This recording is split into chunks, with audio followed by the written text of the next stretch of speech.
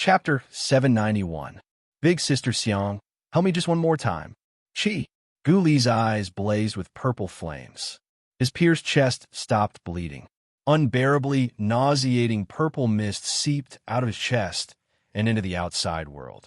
Before long, the mist completely enveloped the Nine-Tailed Fox clan's rear mountain. The mist continued to spread. The Nine-Tailed Fox clansmen were either cleaning up the battlefield or surrounding other zombies. After inhaling the mist, their pupils turned pitch black. Long black lines crawled over their eye sockets. Blood spurted out, and they clutched their chests as if they were suffocating, then collapsed to the ground in agony. Ugh! Su Yin and Su Zhu were currently tending to Fatty Yin, as well as the heavily injured and unconscious Yuan Hong. After inhaling the mist, their faces contorted in pain. Their bodies writhed in agony. Their situation was far from good. This isn't ordinary demonic energy. Lady Nua waved her hand, creating a vacuum. At the same time, she transmitted to the others. Everyone come in. The Su sisters hurriedly carried the injured over. Lady Nua took out 2 pills and stuffed them into Yuan Hong's and Fatty Yin's mouths. Lady Nua, this mist. As soon as Su Lu opened her mouth, Lady Nua cut her off, then handed her, Su Yin, and Su Zhu each a pill. Don't talk. Eat this. The women nodded and popped the pills into their mouths. Then Su Lu glanced at Lady Nua. This mist should be the demon realm's unique demonic energy. Actually, demonic energy isn't particularly harmful to cultivators. At most, they'll feel a sense of resistance.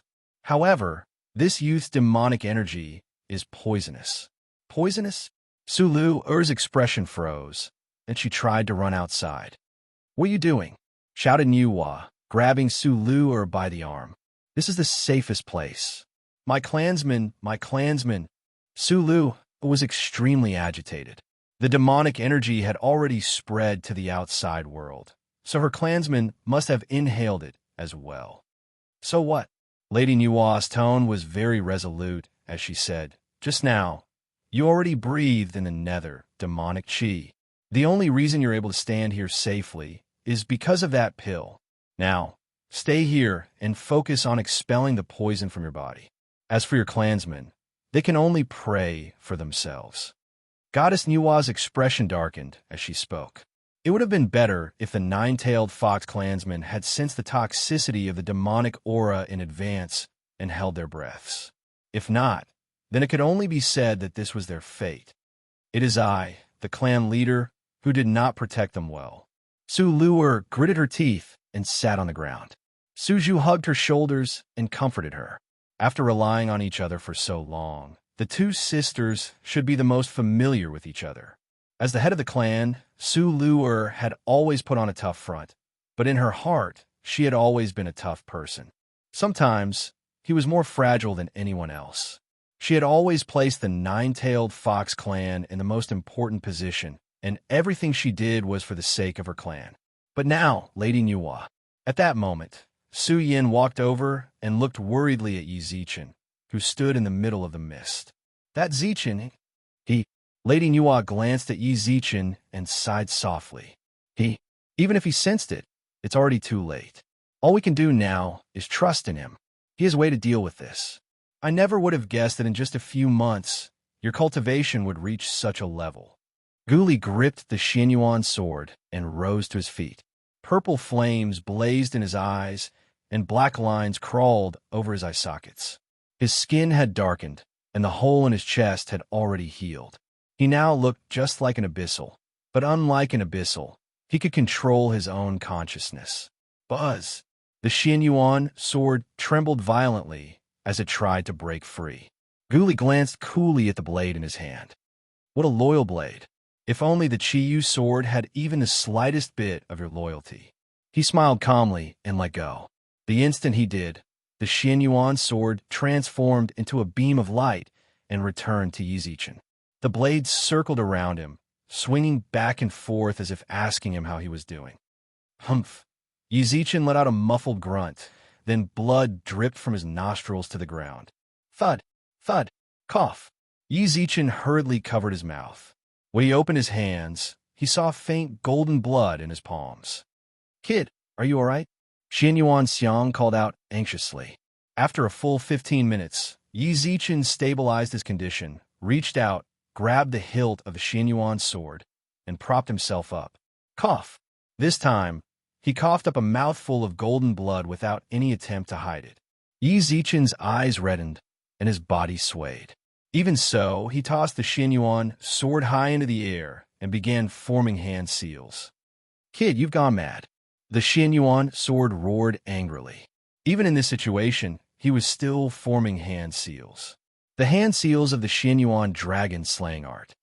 "You really don't know when to give up. Don't you know that if I wanted to take your life, all I had to do was move a finger? Besides, in your current state, what else do you think you can do?" Rumble. As he formed hand seals, Yi Zichen's aura surged, and his swaying body straightened. A wisp of golden light ignited between his eyebrows. When he saw this, Yi Zichen stopped. At practically the same time, two transmissions rang out in his mind. One came from Xianyuan Xiang, while the other came from Lady Nuhua, who'd been paying close attention to the situation. Why did he, who should have been a candle in the wind, suddenly recover like the final radiance of a setting sun? How did that ball of flame appear between his eyebrows? He was burning his natal true flame. "Kid, you can't do this. I've waited 10,000 years. Do you want me to lose my master again? Do you want me to wait 10,000 more years for you? Don't you know that a woman's youth is priceless? Hurry up and stop." Xianyuan Xiang shouted at his mind. However, Yi Zichen pursed his lips and smiled. "Big Sister Xiang, help me one more time." Xianyuan Xiang, who'd been trembling and shouting, suddenly stopped. She stared blankly at Yi Zichen's pleading gaze. "Back then, it was just like this. You're the master, so what you say goes. In any case, I've already waited half a year. I'm already a faded flower. If worst comes to worst, I'll just wait another 10,000 years." The golden fire between his eyebrows suddenly spread throughout Yi Zichen's entire body. The golden flames were dazzling. The surrounding purple mist was swallowed up by the golden flames, and the illusory image of an azure dragon burrowed into the Xianyuan sword. Chapter 792. Abyssal Fusion. As Yi Zichen formed his final hand seal, the flames surrounding him gradually dimmed. The azure dragon wailed mournfully, and so did the Xianyuan sword. "Go!" Yi Zichen reached out weakly. The sword spirit, Xianyuan Xiang, looked at him solemnly. Then, a single tear fell uncontrollably from her eyes. "I, Xianyuan Xiang, obey my lord's instructions and execute a sword technique. Xianyuan dragon-slaying art." Roar! A mournful wail emanated from Xianyuan sword's blade. An illusory azure dragon appeared, roaring as it charged at Gu Li, accompany him in death. The sword spirit Xianyuan Xiang burst into tears as she shouted. Her sword also bust. Wherever it passed, a strong gust of wind would rise. A beam of golden light tore through the air, heading straight for Gu Li's calm expression. Slash! Golden light, seemingly capable of splitting the heavens, erupted from Xianyuan's sword. The light devoured all things, annihilating everything within 100 meters. The golden light was so dazzling that everyone closed their eyes. Only Gu Li stared straight ahead at the golden light, the corners of his mouth curling into a smile. It's the same move, but this time, the blade itself is suffused with grief and anger. The sword technique's power has increased several-fold. It's mighty and powerful. It seems you want to use this move to decide victory. Boom! Sword light swallowed Gu Li whole. Not only that, but the entire nine-tailed fox clan's rear mountain was flattened. Violent spiritual power wreaked havoc. This time, even though the zombie progenitors had set up defensive barriers around them, this clash, they had no choice but to deal with it carefully. "It's over," said Xianyuan Xiang. "Yes, it's over." Yi Zichen smiled and nodded. After the sword light swallowed Gu Li, he could no longer sense his aura. It was all over. How much longer can you live?" "I'm not sure. I'll live as long as I can," laughed Yi Zichen carelessly. "That depends on when the heavens will take me in." Hearing his indifferent tone, Xin Yuan Xiang couldn't help but cry. The explosion had dispersed all of Gu Li's demonic energy. Lady Nuwa and the others ran out. Nephew, don't talk. Take your medicine. Goddess Nuwa took out a pill and stuffed it into his mouth without any explanation. This pill was very expensive, and even she felt her heart ache a little. However, Yi Zichen had just ignited his natal flame, so she had no choice but to hold herself back. Zichen. Tears continuously flowed from Su Yan's eyes. Yi Zichen pursed his lips and smiled at her, wiping away her tears. Why are you crying? Aren't I still alive? I've finally killed that bastard, and I've settled one of my worries. You should be happy for me. Yes, I'm happy for you. Su Yan sobbed and nodded, then held onto Yi Zichen's hand for a long time, unwilling to let go. Will I ruin the atmosphere if I come out now? Just then, a lazy laugh rang in everyone's ears. Yi Zichen's pupils twitched as he looked into the distance. I'm sorry, should I pretend to be dead and wait for you guys to leave before coming out? This will make you feel better. But then again, I just love to see annoying people in despair. Gu Li's gray wings flapped incessantly. He narrowed his eyes and rubbed his chest. The Xin Yuan dragon-slaying art had indeed injured him. The horrifying wound on his chest was the most direct proof. However, not a single drop of blood flowed out of his wound, and it was healing at a rate visible to the naked eye. You're not human, said Yi Zichen with a frown. Hey, why are you cursing me? Gu Li smiled playfully. You're an abyssal, said Yi Zichen, taking the Xin Yuan sword and rising to his feet. You fused with an abyssal? Bingo, you're right. I didn't think you'd be so smart. You even saw through this. Gu Li's eyes brimmed with smiles. He flapped his wings and landed nearby. This is the result of half a year of research. I transformed my own body into an abyssal's body and strengthened its healing abilities. What do you think? It's the work of a genius, isn't it? You guys go. As Gu Li spoke confidently, Yi Zichen transmitted to Lady Nuwa and the others. Do you think we're the kind of people who fear death? Su Lu frowned. Lady Nuwa transmitted back. There are still 4 zombie progenitors on the other side. If we leave, you'll undoubtedly die. Do you really think this isn't a hopeless situation? Yi Zichen knit his brows. That freak Gu Li actually fused an abyssal into his body. He's now half unkillable. Damn it. If I'd known earlier, I wouldn't have challenged him to a duel. But the situation is already like this. Everything started because of me. You guys go. I'll bring up the rear. What nonsense are you spouting? Shouted Su Lu. You guys. Just as Yi Zichen was arguing with Su Lu, and the others, Gu Li, who was flapping his wings, pursed his lips into a smile. There's no need to put on an act here. With that, he snapped his fingers at the zombie progenitors. Haven't you always wanted to fight Nuwa and the others?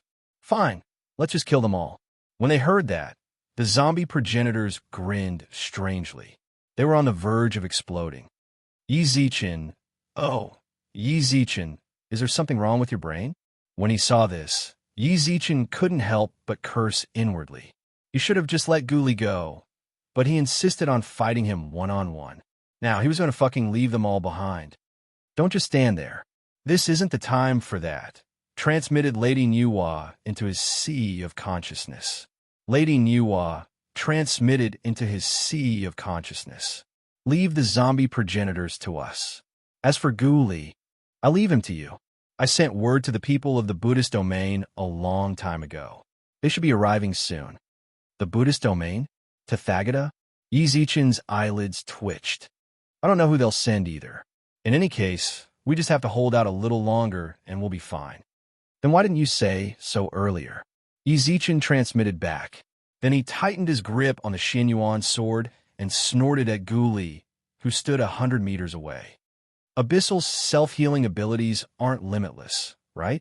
Even if you've strengthened them, it's still the same, isn't it? Gu Li chuckled and nodded, but inwardly, he felt rather strange. How could he still laugh at a time like this? Could it be that he'd lost all hope of turning the tables and had gone mad? What nonsense! Even Gu Li himself wouldn't believe such a thing. The only explanation was, He still had a backup plan. In a situation where they had an absolute advantage, what other tricks could he have up his sleeve? Helpers? It was no exaggeration to say that no one in the three realms was a match for him and the four zombie progenitors. Wait, there was still one more place. Chapter 793. Death? Then come back to life. A monk in a kasaya stood in the sky above the nine-tailed fox clan. Lady Providence stood in his way. Lady Benefactor, you've already blocked my way for an hour. When will you let me go? When the time is right, I will naturally let you go. However, now is not the time. Lady Providence's expression was calm.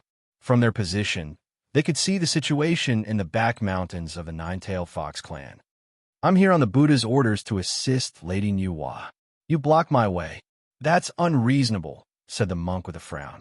An hour ago, the Buddha had told him to come here. Just as he was about to get there, the woman had stopped him. The situation below was dire. He urgently wanted to go down and help. However, the Buddha had warned him that if someone blocked his way, he couldn't rashly provoke them. Could it be that the Buddha had predicted that someone would block his way? The monk didn't understand. I naturally have my reasons for not letting you go down. There's a great opportunity waiting for the people down there. If you go down and ruin it, you won't be able to bear the responsibility. Lady Providence said indifferently, then arched her brows. I still don't know your Taoist name. De Yong, said the monk. So, it's Masammaprapta Bodhisattva. Forgive me for my rudeness. Lady Providence smiled at the monk. The Buddha of Western Paradise sent you here with good intentions, but please wait a bit longer. When the time is right, I will naturally let you go down. Buddha is merciful. Could it be that you wanted to watch them die down there?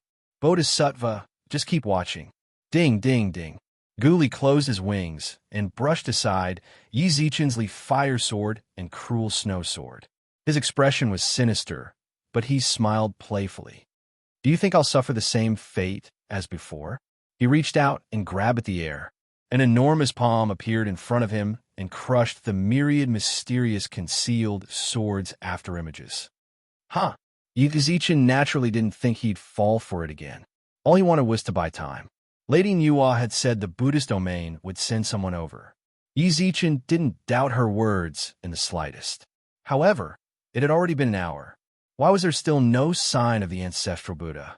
Could it be that the Western Pure Land of ultimate bliss was too far away from here, and it would take some time to fly over? Dong! The loud noise attracted Yi Zichen's attention. He turned around and saw Su Lu descend from the sky. Hitorigami, who was not far away, immediately rushed in front of her the moment she landed. Rip! His arm was torn off. Ah! Unable to endure the pain, Su Lu screamed. When Yi Zichen saw this, his eyes instantly reddened. Bastard! He wanted to rush over and help, but Guli stood in his way. Scram! Sword shakes the 8 desolates.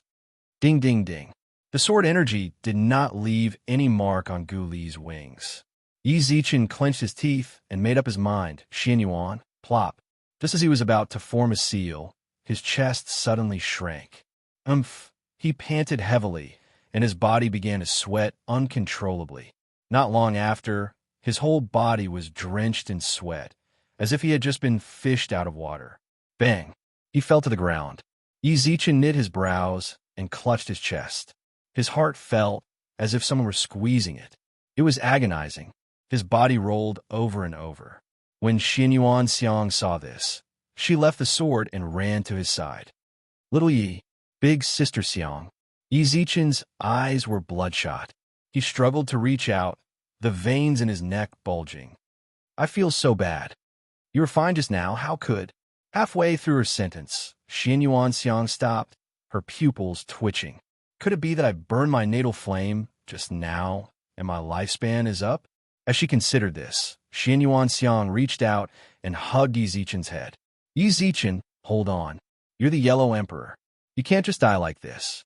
I feel so bad. Yi Zichen's voice was hoarse. He felt as if someone were crushing his heart. This feeling was already threatening to take his life. His breathing grew ragged. Xinyuan Xiang hugged him, her face filled with anxiety, but she didn't know what to do. Please don't die. Please don't die. TCH. It seems you've reached the end of your lifespan. Guli snorted. He'd seen Yi Zichen burn his natal flame earlier. You burned your natal flame just to kill me, but I never would have guessed you'd be the one to die. How pitiful. Shut up. Xin Yuanxiang rebuked him angrily. However, she was currently in sword spirit form. Guli couldn't see or hear her at all. You've reached the end of your lifespan. Out of consideration for our past friendship, I can't let you die in such pain. How about this? I'll give you a quick death. No need to thank me. Buzz. As Guli stepped forward, the Xianyuan sword lying by Yi Zichen's side suddenly flew into the air. Xin Yuanxiang was currently in complete control of the Xianyuan sword. She wouldn't allow Guli to harm Yi Zichen. You're quite loyal. Guli sneered disdainfully, then reached out and grabbed the Xianyuan sword's blade. Without a master, how much of your power can you wield? You're nothing but a pile of scrap metal in front of me. Yet you want to stop me? But your master is about to die, so there's no point in keeping your sword. You might as well leave with him. Ding. The sword shattered. Guli forcibly snapped the Xianyuan sword in two. A pile of scrap metal.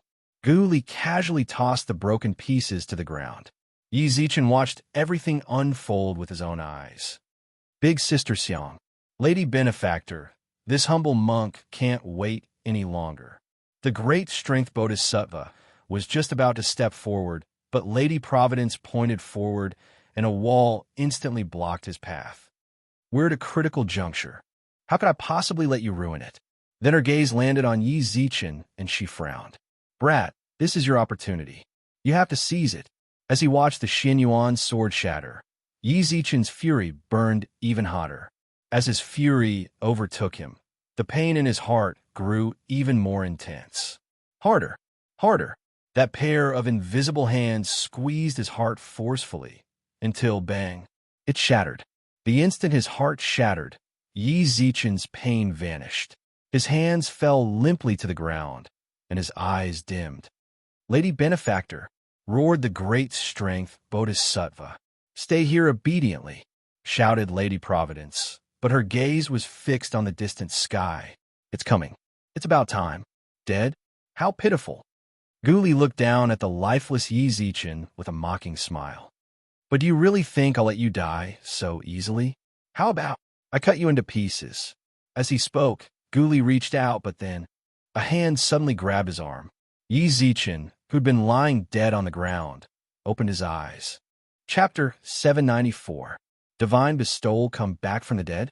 Guli knit his brows and looked at Yi Zichen, who just opened his eyes. To his surprise, he sensed terror in them. Ridiculous! He roared angrily. Since Yi Zichen had grabbed his arms, he had no choice but to stomp down. You're already dead. Don't try to scare me. Bang! His right foot stomped hard on the ground, causing it to crack. But Yi Zichen was nowhere to be seen. He looked around in bewilderment, then realized that Yi Zichen was crouching in front of the shattered Xianyuan sword. Big Sister Xiang, you've worked hard. A beam of light appeared in his hands. He grasped the sword's broken edges with both hands and closed them. Rest well. Leave this to me. Yi Zichen had actually healed a broken divine artifact with his bare hands. Guli's pupils twitched violently. Then a sinister glint flashed through his eyes. You're just pretending to be mysterious. Die. Huh. He opened his mouth wide. He spat out a cloud of poisonous purple mist. In the blink of an eye, it enveloped Yi Zichen. Do you really think this little bit of poison can do anything to me? At that moment, the surrounding poison began to converge. Before long, Guli watched as Yi Zichen swallowed all the poison he'd spat out. His body stiffened. He'd actually swallowed all the demonic energy. Swallowing mountains and rivers really is useful. I didn't learn this move from that bastard for nothing. After swallowing the demonic energy, Yi Zichen pursed his lips as if savoring its flavor. You're not Yi Zichen. Who the hell are you? Guli could no longer remain calm. There was no way anyone in the three realms could remain unscathed after absorbing his demonic energy. Not to mention that it had devoured all of his devil chi. Yi Zichen's eyes flickered with terror. He smiled calmly and reached behind him. A ray of golden light appeared in his palm. Hamba, One of the zombie progenitors sensed the golden light and roared. HM. Hitorigami received a warning from her teammates and wanted to dodge, but the golden light had already locked onto her. Boom! The golden light landed heavily on Hitorigami's body, and a frightening bloody hole appeared on her chest. Next, a bubble appeared around Su Luer and Lady Nuwa, enveloping them within. Leave this place to me. A transmission entered their minds. Su Yin immediately rushed over to Su Luer's side to treat her severed arm, while Lady Nuwa glanced at Yi Zichen. His pupils were twitching. This is... God descends. Drought demon. Ho Qing and the others rushed in front of Hanba. Jiangxin frowned at Yi Zichen and roared, Brat, are you provoking me? Provoke? You? All Yi Zichen did was turn around and glare at him, but Jiangxin felt his blood churn. He coughed up a mouthful of blood. If you were still the vicious beast from back then, I might be interested in playing with you. But now, you are merely a body maintained by a divine branch, yet you still dare to spout nonsense in front of me. Do you think you are worthy? You deserve it too. To dare say such things to the Danglong, a primordial vicious beast?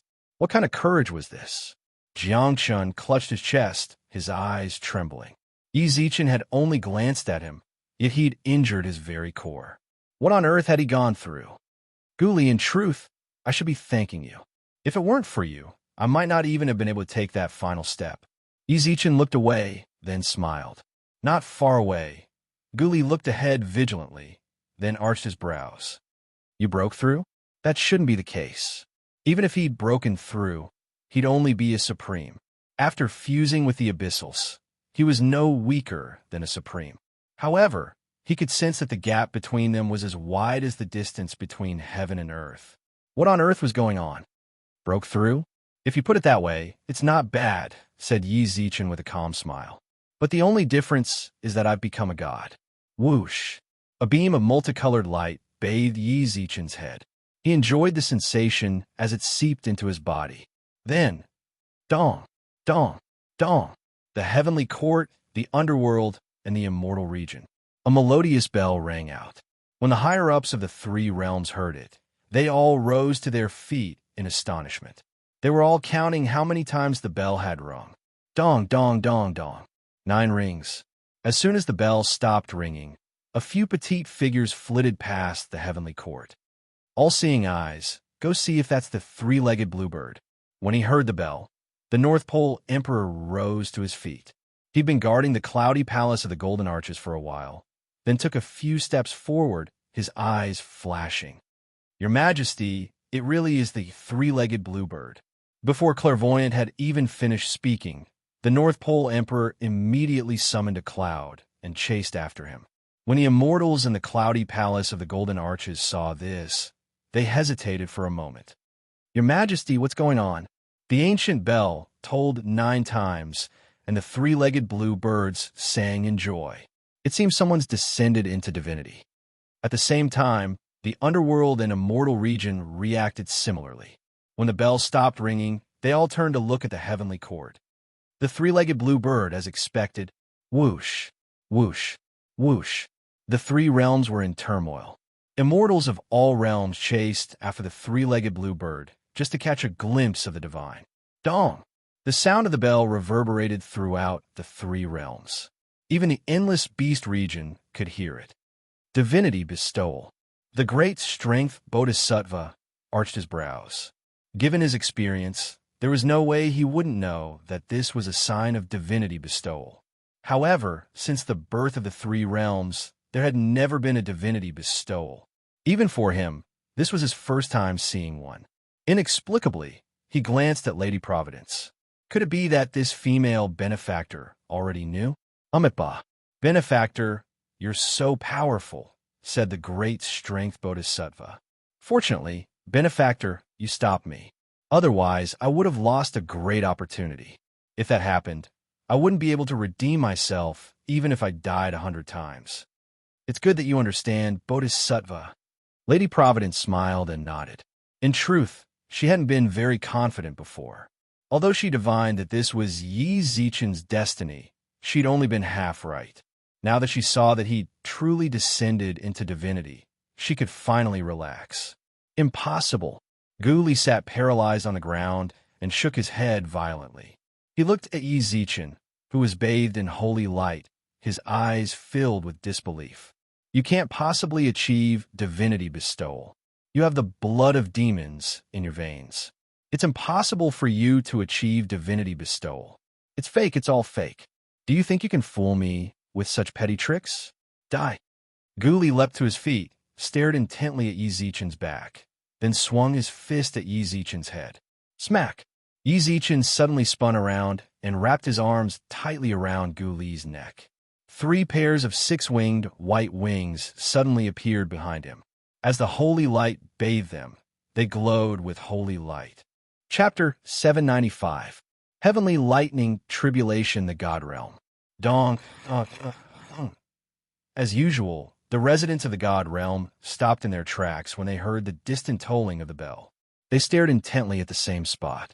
Within a luxurious courtyard, 2 men in purple and blue robes were conversing. This bell is coming from Mount Pantheon. Someone's achieved divine bestowal. I know.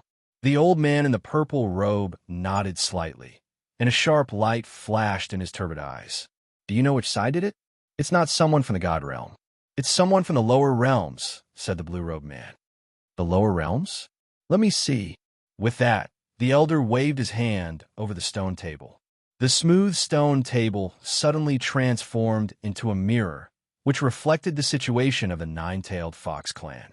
Suddenly, a dazzling ray of purple light burst forth from the mirror. After a long while, the elder came to his senses and frowned. The God Realm can't accept such good fortune. Father, then shouldn't we? The middle-aged man hesitated. The elder hesitated for a moment, then said, We can't go overboard with divine bestowal, but our Shao family is the descendant of the Lightning Emperor. We control the lightning of the 6 realms. As for divine bestowal, we'll have to undergo heavenly lightning tribulation, but the amount of lightning. I understand. We must shatter his godhead. Got it. With that, the middle-aged man left the courtyard. The old man also let out a faint sigh. Good fortune is a blessing, but ascending at a time like this is your misfortune. Child, don't blame me. Yi Zichen gripped his neck. That single word was squeezed out of Gu Li's throat. He grabbed Yi Zichen's arm, but Yi Zichen's arms were like iron pincers. He felt suffocated and powerless. Uprooting filth and demons is my duty as a god, but rumble. Thunderclouds suddenly filled the sky.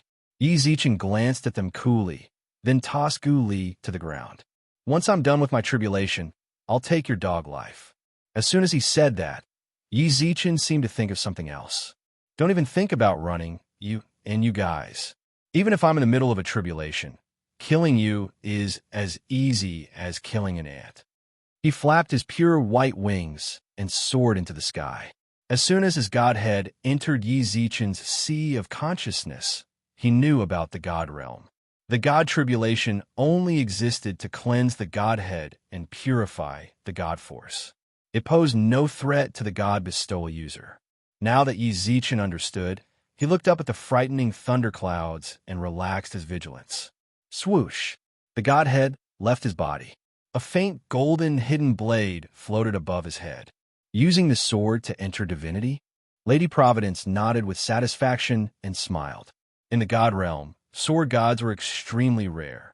The sword god could be considered the god with the strongest offensive ability in the God Realm. However, compared to those special godheads, there was still a gap. However, Yi Zichen becoming a god with the sword wasn't bad at all. However, these thunderclouds, even the current sword emperor of the god world, did not have such thunderclouds when he entered the God Realm. Lady Providence, what is Zichen doing? Asked Su Yin. He's undergoing tribulation lightning. After he becomes a god, tribulation lightning will descend.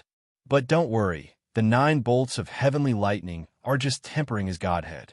They won't harm him in the slightest, replied Lady Nuwa. I see. Despite Nuwa's words, Su Yin couldn't help but worry for him. These thunderclouds were truly terrifying. Boom! Just as Lady Providence frowned, the heavenly lightning fell from the sky. Terrifying lightning descended from the sky and landed on Yi Zichen's godhead. His dim godhead suddenly seemed a bit more dazzling. Just as he'd expected, the heavenly lightning posed no threat at all. It was just pure godhead energy. There were 9 bolts of heavenly lightning in total. If they were all like this, Yi Zichen would be able to block them effortlessly. Rumble. Another bolt of heavenly lightning fell, but it didn't even scratch him. Rumble. Rumble. Rumble.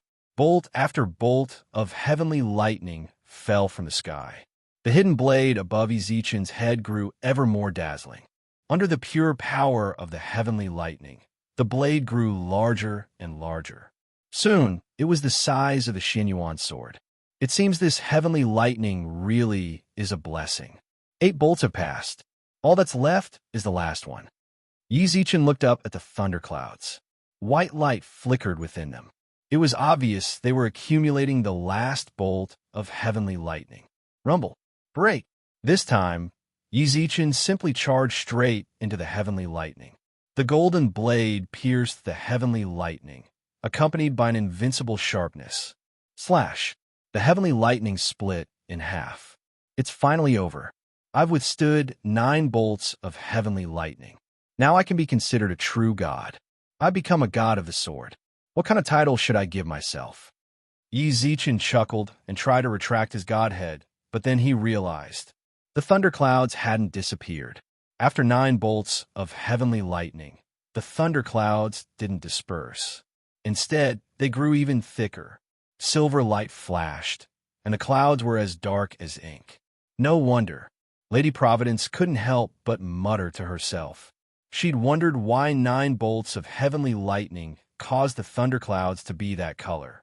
So it turned out Yi Zichen's tribulation wasn't limited to just 9 bolts.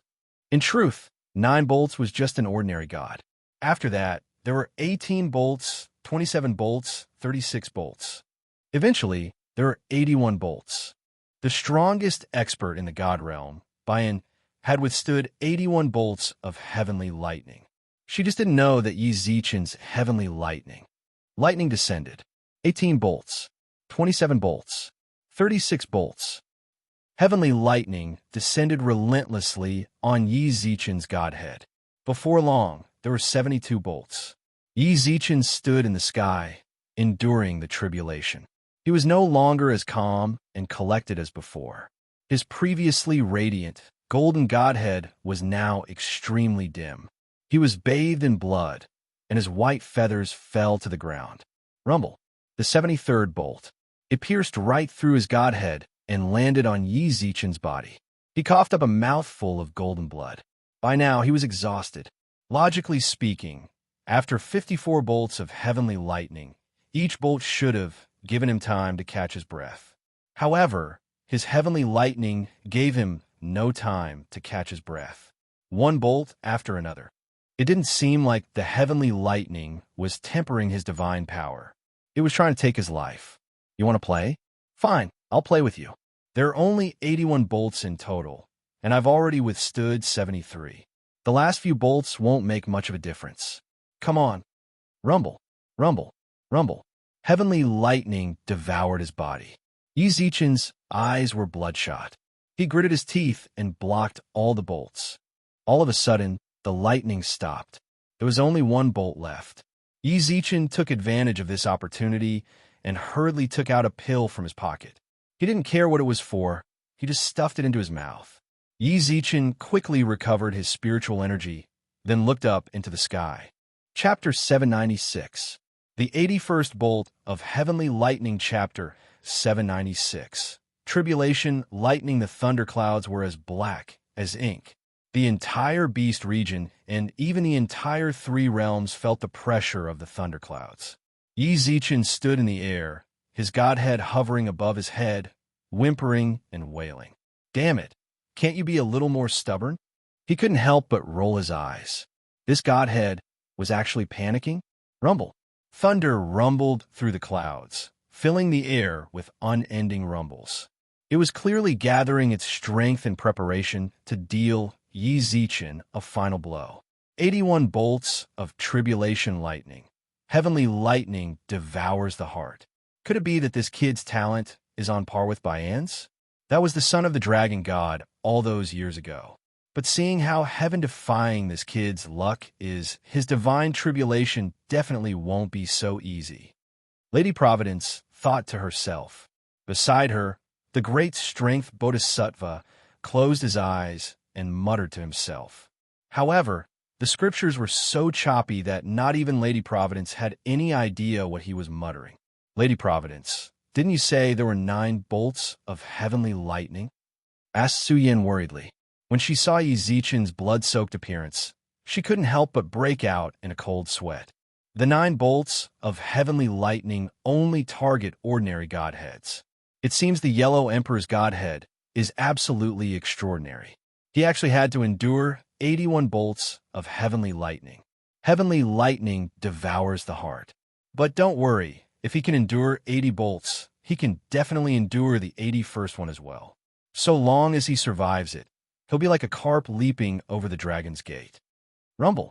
The thunderclouds in the void were still condensing the power of lightning, but the experts from various realms who had rushed over upon hearing the bell had all stopped outside the range of the thunderclouds. Or rather, the 3-legged azure bird had stopped them. The immortals had no choice but to follow the lead of the North Pole Emperor and wait for the tribulation to disappear. Why isn't it descending yet? It's still gathering power. Does he want to kill me with this bolt of lightning? Yi Zichen couldn't help but complain. At that moment, rumble. A 10-meter-thick lightning dragon roared down from the sky. That's right, a lightning dragon.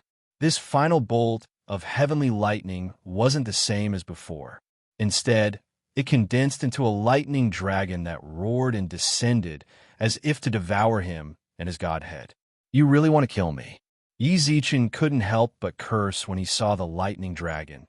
But given the current situation, he had no choice but to face it head-on. Godhood, you'd better hold on for me. Once we get past this lightning, we'll be able to turn from farmers to landlords.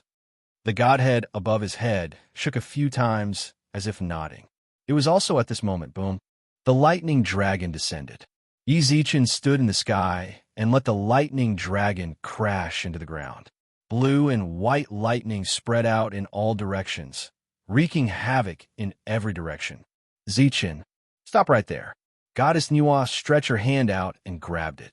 Shortly after, she knitted her brows and used all her spiritual energy to resist the lightning. Pooh!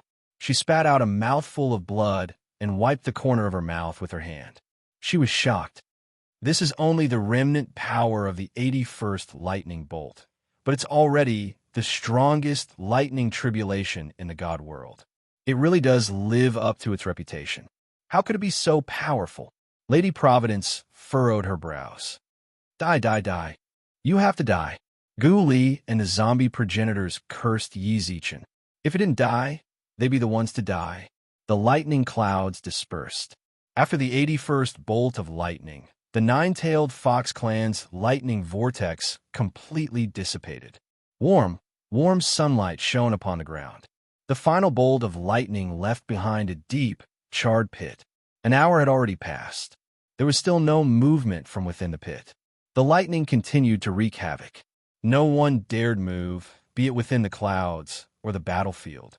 However, all of their gazes were fixed on the same spot. Zichen. Suyan's expression was filled with worry.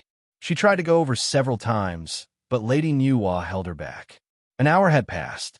An hour had already passed. He's definitely dead. God General, even if you really did become a god, so what? Didn't you still get killed by the lightning tribulation? After an hour of silence, Guli no longer looked nervous. On the contrary, he was rather pleased with himself. All he had to do now was wait for the lightning to dissipate. Then he could take the zombie progenitors back with him. Of course, before he returned, he could kill Nuwa and the others and collect some interest. Another quarter of an hour passed by. Haha, he's definitely dead. Guli laughed wantonly. The zombie progenitors smiled as well. When Suyin heard his wanton laughter, she instantly roared, "All of you, shut up! Shut up! Zichen won't die. TCH, it's been almost 2 hours. He still hasn't come out. If he's not dead, then what is?" Guli couldn't help but sneer. Little girl, don't feel bad. Once the lightning dissipates, I'll send you to meet him. Shut up, shut up, shut up. Su Yan roared, her eyes bloodshot. Gu Li simply smiled calmly. There was no point in arguing, was there? Lady Benefactor, this. Up in the sky, the Bodhisattva of great strength frowned. He'd never seen lightning tribulation before and had no idea what the situation was like. He could only ask for guidance. Wait a moment. Lady Providence knit her brows. To tell the truth, she'd probed Yi Zichen's aura. However, she hadn't found him. However, she didn't believe Yi Zichen had died to the lightning tribulation.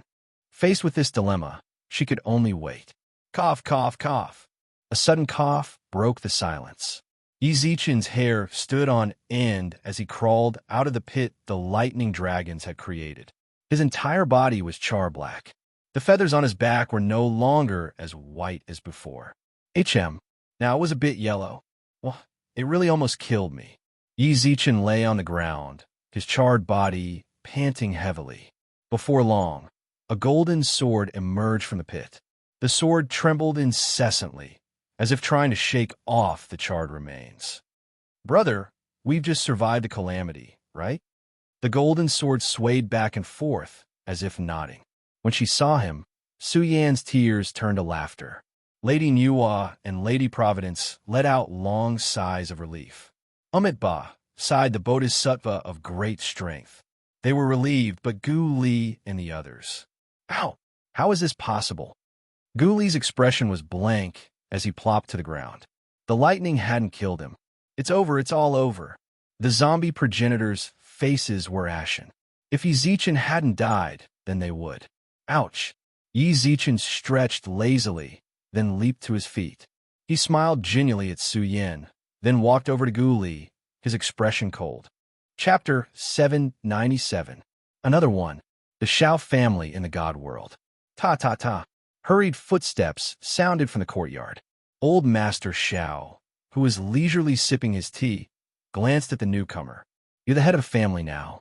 Why are you still so immature? Husband. The one who spoke was the middle-aged man from before. He frowned deeply and cupped his hands. I didn't manage to accomplish the task you gave me. Lightning flashed in the old man's eyes as he stared at the middle-aged man. What's wrong? Could it be that his godhead hasn't shattered yet? Yes. When the world was created, the Shao family was born out of thin air.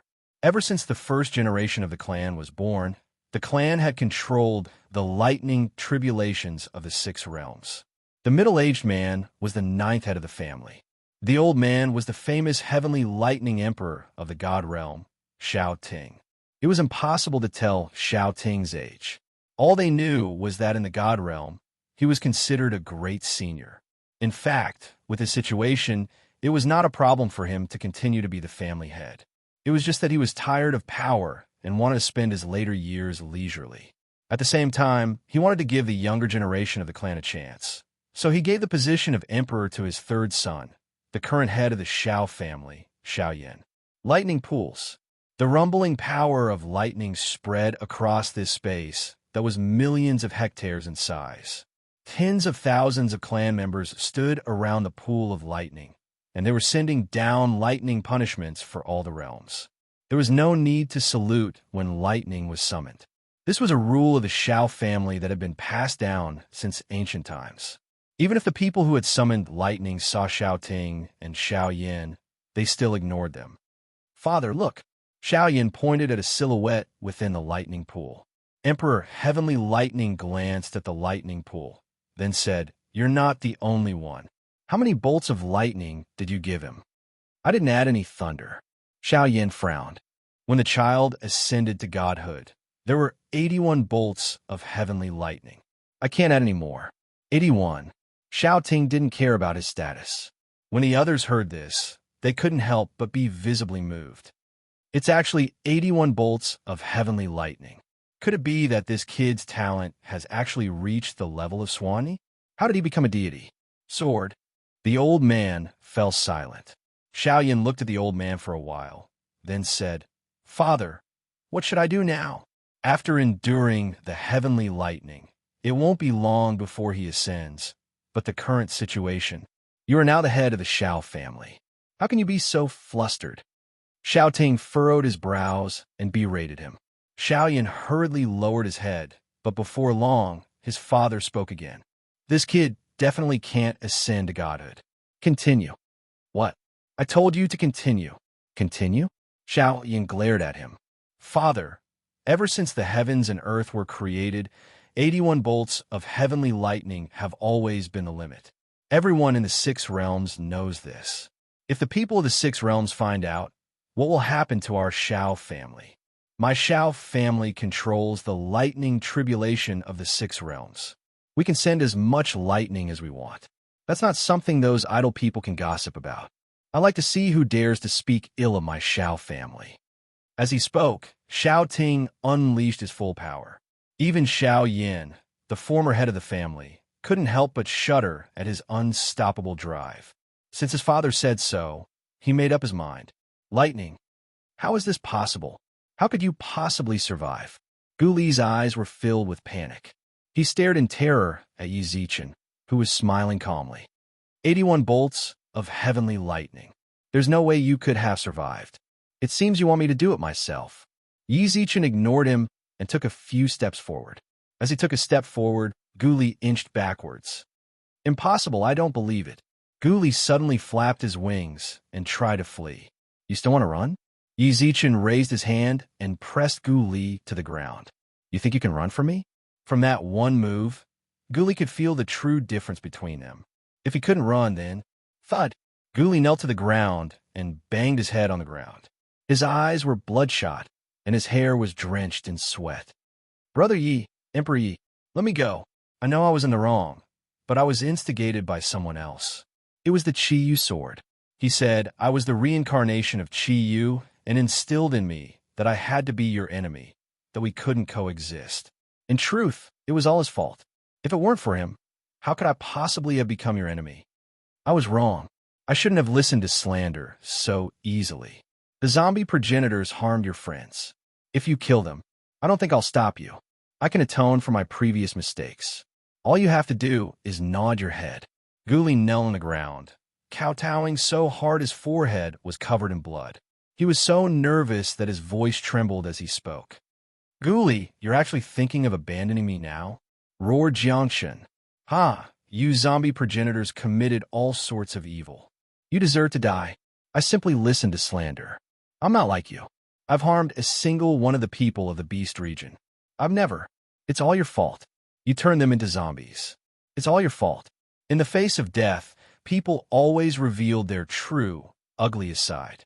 Gu Li was willing to throw caution to the wind in order to survive. What zombie progenitors? What spring and autumn hegemony? None of it mattered as much as his life. So long as he lived, he still had a chance. After scolding the zombie progenitors, Gu Li looked expectantly at Yi Zichen. How ugly. I've seen you like this more than once. Just as you see no hope of turning the tables, you grovel and beg for mercy. I'm tired of your despicable behavior. Yi Zichen wasn't even in the mood to laugh at him. He simply laughed calmly. You said the Qi Yu sword instigated you, that the zombie progenitors harmed the people of the Beast region. I believe you. They're definitely doomed. There's no need to even think about it. But why should I spare your life? Emperor Yi, please let me go this once. I'll definitely turn over a new leaf. When I get back, I'll disperse the abyssals. I can even make up for my crimes and help you attack the demons. So long as you nod, I'll do anything you want.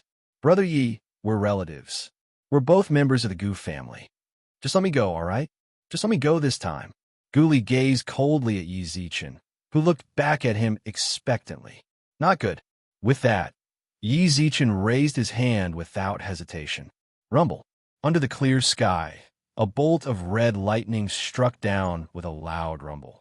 Cough. Caught off guard, Yi Zichen coughed up a mouthful of blood and swayed. The bolt of lightning shot straight for his sea of consciousness. The power of lightning crashed into his godhead, causing faint cracks to appear on his golden longsword. Heavenly lightning devoured his heart. His godhead shattered. Heavily injured, Yi Zichen looked up at the sky in confusion and disbelief. Chapter 798. Elder Sister Outside the Endless Beast Region. The terrifying thunderclouds vanished, and the immortals outside felt as if a huge boulder had been lifted from their hearts.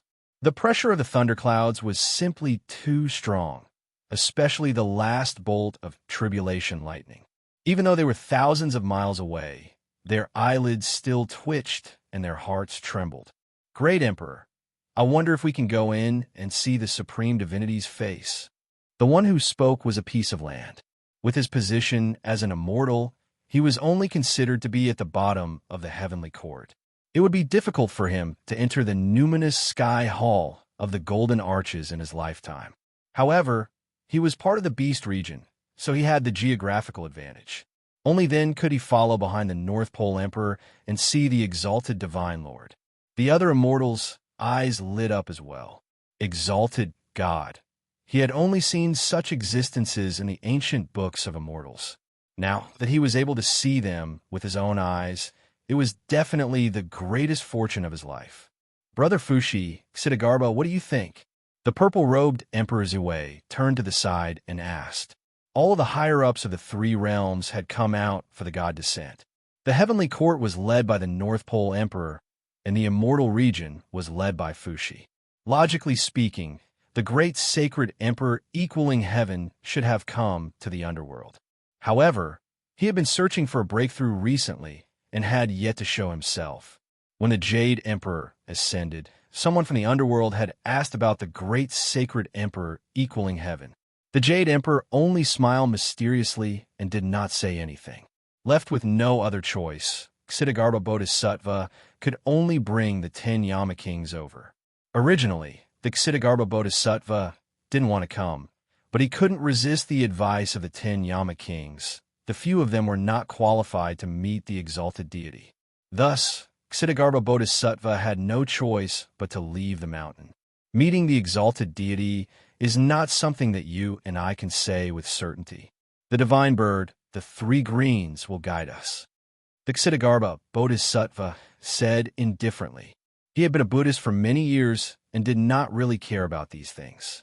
The Xidagarba Bodhisattva is right. Let's just follow the three bluebirds. Fushi pursed his lips into a smile. Actually, he had ascended to the god realm with Niwa many years ago, but he couldn't let go of the celestial realm, so he asked for permission to return. In order to prevent Fushi from breaking the balance of the three realms, the people of the god realm sealed his divine power. But even so, he, who had been to the god realm before, was still far more knowledgeable than others. As for meeting the exalted goddess, it was not that urgent. Emperor Ziwei's expression darkened. These two, he was the only one who was anxious. This wouldn't do. After all, he was the master of the heaven realm. He had to be steady. Since they said they would wait for the three-legged green bird, then they would wait. However, the North Pole Emperor had his suspicions. The beast region ascended to godhood. Who could it be? Chirp, chirp, with a loud cry. It flapped its wings and flew into the beast region.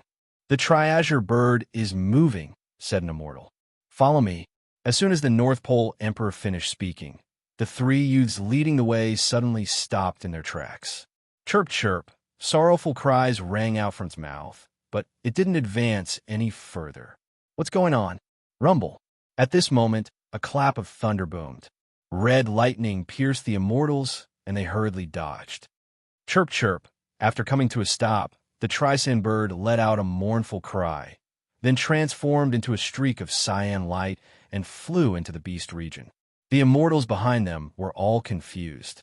The North Pole Emperor knit his brows and looked at Fushi.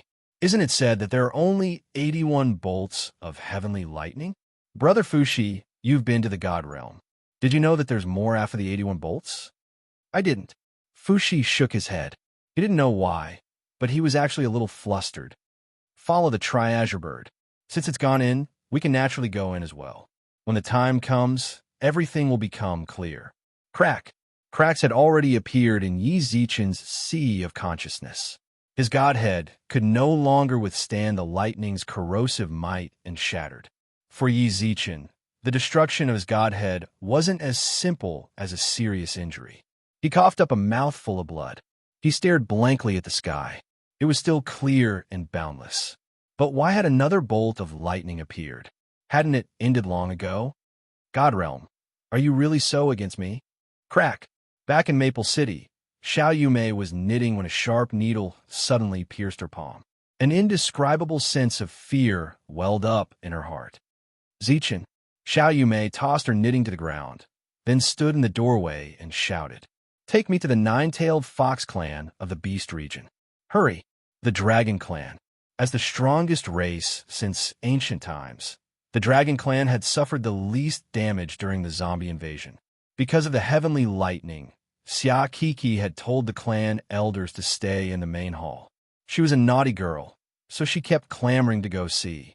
Just as she was about to throw a tantrum with the elders, she suddenly felt a sharp pain in her chest. She looked up into the sky in bewilderment. Big Brother Zichin. Roar!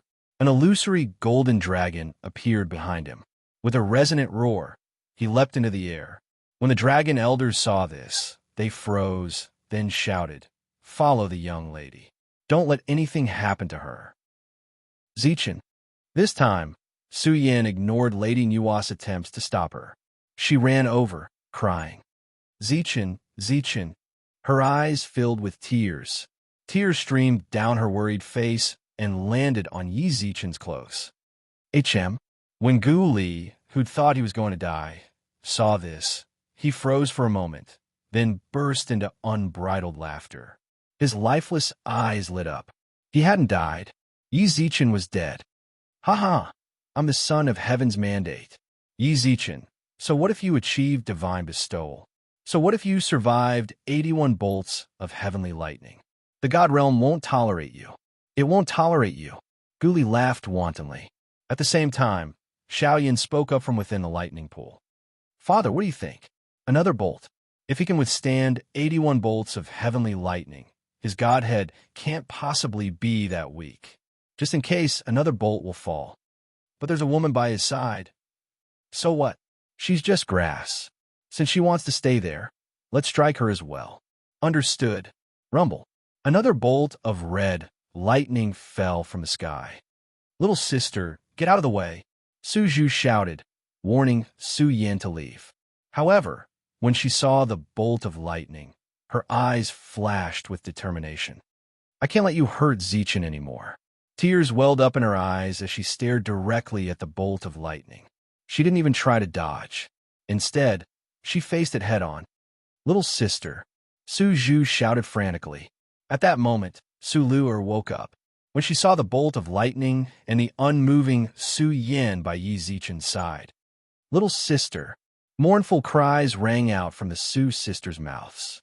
Without any hesitation, both of them charged towards the thunderbolt. But it was too late. Boom! The bolt of lightning swallowed up Su Yin and Yi Zichin. Halfway there, Su Luer and Su Zhu knelt helplessly to the ground. Suddenly, a familiar memory flashed through Su Luer's mind. Chapter 799. That year, 1. At the gates of the Beast region's Nine-Tailed Fox Clan. The entire Nine-Tailed Fox Clan was decked out in red ribbons. The guards of honor played gongs and drums. They'd already been playing for 3 days and 3 nights. The clan heads' chambers were all red. A woman dressed in a red gown sat in front of her dressing table. The woman's features were peerless. She smiled sweetly. Her light pink lips were pursed, and there were 2 middle-aged women standing behind her, helping her with her makeup. Big sister, a young woman ran into the room, shouting irritably. She was holding the hand of a little girl around 4 or 5 years old. The dressing woman turned around with a calm smile and waved at the young woman. "Second sister, little sister, you came just in time. You came at the right time. Big sister was looking for you." "Why were you looking for me?" asked the young woman in confusion. Then she waved her hand. "Let me ask you something first. The rumors in the clan say you're going to marry the Yellow Emperor of the human world. Is that true?" "That's right," said the woman gently, stroking her cheek. "But aren't we Yao? Big sister always told me that humans and Yao walk different paths. Why does Big sister want to marry a human?" The young woman's eyes were still filled with confusion. Then she seemed to remember something. "Could it be that he helped us before, so Big Sister wants to repay him?" "That's part of the reason, but it's mostly because Big Sister truly loves him." The woman smiled, then turned to the two middle-aged women behind her. You two can leave. I want to talk to second sister and the others. Yes. The attendants left. The young woman politely nodded at them, then watched them leave. After that, she frowned unhappily and looked at the woman. You clearly taught me that humans and Yao walk different paths. How can matters of the heart be so easily explained? The woman stroked the young woman's hair, her gaze doting. Once second sister grows up, you'll understand. I don't want to grow up. Things are great right now. There's big sister in the clan. All I need to do is take care of little sister. The young woman giggled and rubbed the little girl's head. Lil Zhu, do you think big sister is right? The girl nodded childishly, and the woman smiled gently as she watched. After a while, she seemed to have made up her mind and took the sandalwood box that had been placed on the dressing table. Second sister, stretch out your hand. What? Although her tone was questioning, the girl still extended her hand. An ice crystal jade was placed in her palm. The coolness of the ice crystal spread from her palm to her entire body. Big sister is about to get married, so the position of patriarch will naturally fall on your shoulders. The ice crystal jade was passed down from generation to generation in my nine-tailed fox clan, but it was a disgrace to our ancestors. Elder sister's attainments in the ice element can't be considered outstanding. On the other hand, second sister, your attainments in the ice element are extremely high. I'll pass this ice crystal to you, and I'll also pass on the position of clan head to you. I hope that you can allow the nine-tailed fox clan to continue on. With that, the woman stood up from her chair. Dressed in red, she picked up the red veil on the table and placed it on top of her head. Please forgive big sister's selfishness. I'll leave the nine-tailed fox clan to you in the future. Gongs and drums were beating and firecrackers were being set off. An immortal beast prostrated itself at the gates of the nine-tailed fox clan, and a man stood beside it. Clad in yellow robes, his eyes were as deep as water, and his brows were as thick as ink. As long as he stood there, he exuded the might of an emperor who could look down on all living things with disdain. Lillian, when the expressionless man saw the red-robed woman appear, he smiled and walked over to greet her. Big sister. Inside the gates, the girl's eyes were filled with tears. She clutched the ice crystal the woman had given her. Second sister, why are you crying? What's big sister doing? Isn't she the head of the nine-tailed fox clan?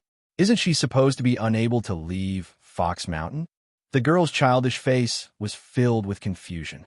Wiping away her tears, she reached out and tousled the girl's hair. Big sister's gone to pursue what she wants. What does big sister want? Him. The girl's gaze fell upon the man in imperial robes at the gates. Her expression was complicated, and she didn't know what to do. Lil, Yin, have you really let go of everything now that you're gone? The man couldn't help but ask as he held the girl's hand. The woman turned her head to look at the girl.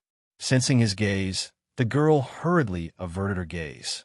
At that moment, the woman pursed her lips into a smile. Second sister's grown up. She can handle things on her own now. Murder! Murder! Suddenly, a panicked cry came from the front of the noisy honor guards. The man in imperial robes frowned and called out to the armored man beside him. Changxian, go see what's going on up ahead. Yes, your majesty. Before the man could take more than a few steps, a basin of red liquid splashed towards the man in front of him. The man leaned to the side and used his robes to shield himself and the red-robed woman. The red liquid splashed onto his robes. The stench of blood assailed his nostrils. Blood. The red liquid that was splashed over was blood. Instantly, the man in imperial robes furrowed his brows. Marriage was a joyous occasion, but seeing blood was extremely unlucky. Who dares to act so insolently at my wedding? It's been a long time. Have you forgotten about me, brother Yellow Emperor? A coarse laugh rang out. Not long after, a burly man with a horn on his head appeared in front of them. In his hand was a musician from the honor guard. After casually snapping the musician's neck, the horned man spoke once more. Brother Yellow Emperor's union with the Empress of the Nine-Tailed Fox clan is a major event in the 4 Seas and 8 Wastelands. I've come especially to congratulate you, brother Yellow Emperor. However, my clansmen are warlike by nature, so we don't know how to celebrate. All we can do is use our most beloved blood to congratulate you.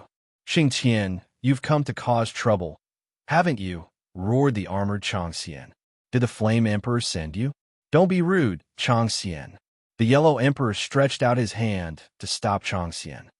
Brother Flame Emperor and I are the same breath and branch. We're brothers, so how could Brother Flame Emperor come looking for trouble on my wedding day? Pa! Xingtian spat on the ground and snorted. Hypocritical? Are you trying to be on the same side? Tui, I, the Flame Emperor, should be the one to unify the world. Who do you think you are? Yellow Emperor. Chiyu has already been eliminated. For the sake of righteousness, the Flame Emperor has refrained from infighting. We all admire his righteousness. Xingtian, the Flame Emperor himself, said that the Yellow Emperor should be the ruler of the world. You're bringing shame to your master by saying all this now. The woman in red lifted her veil. She was furious that someone's blood had been splashed on her wedding day. Everyone knows that the Yellow Emperor is a despicable man. Empress, I'll call you Empress, once more on account of your achievements in the battle against Chiyu. Now that you're marrying this despicable man, you'll naturally side with him. Xingtian snorted disdainfully at the woman's words. Chapter 800. That year, too, before he'd even finished speaking, a rainbow bridge descended from the sky, forming a bridge in the middle of the beast region. A man holding a folding fan stood on the bridge. He slowly walked down the bridge and entered everyone's line of sight. Yellow Emperor, what do you think? The man with the folding fan, who walked down the rainbow bridge, opened with such words. The man in the imperial robe frowned and bowed, slightly after hesitating for a while. Divine Emissary. The man the Yellow Emperor called Divine Emissary nodded calmly, then took a few steps forward.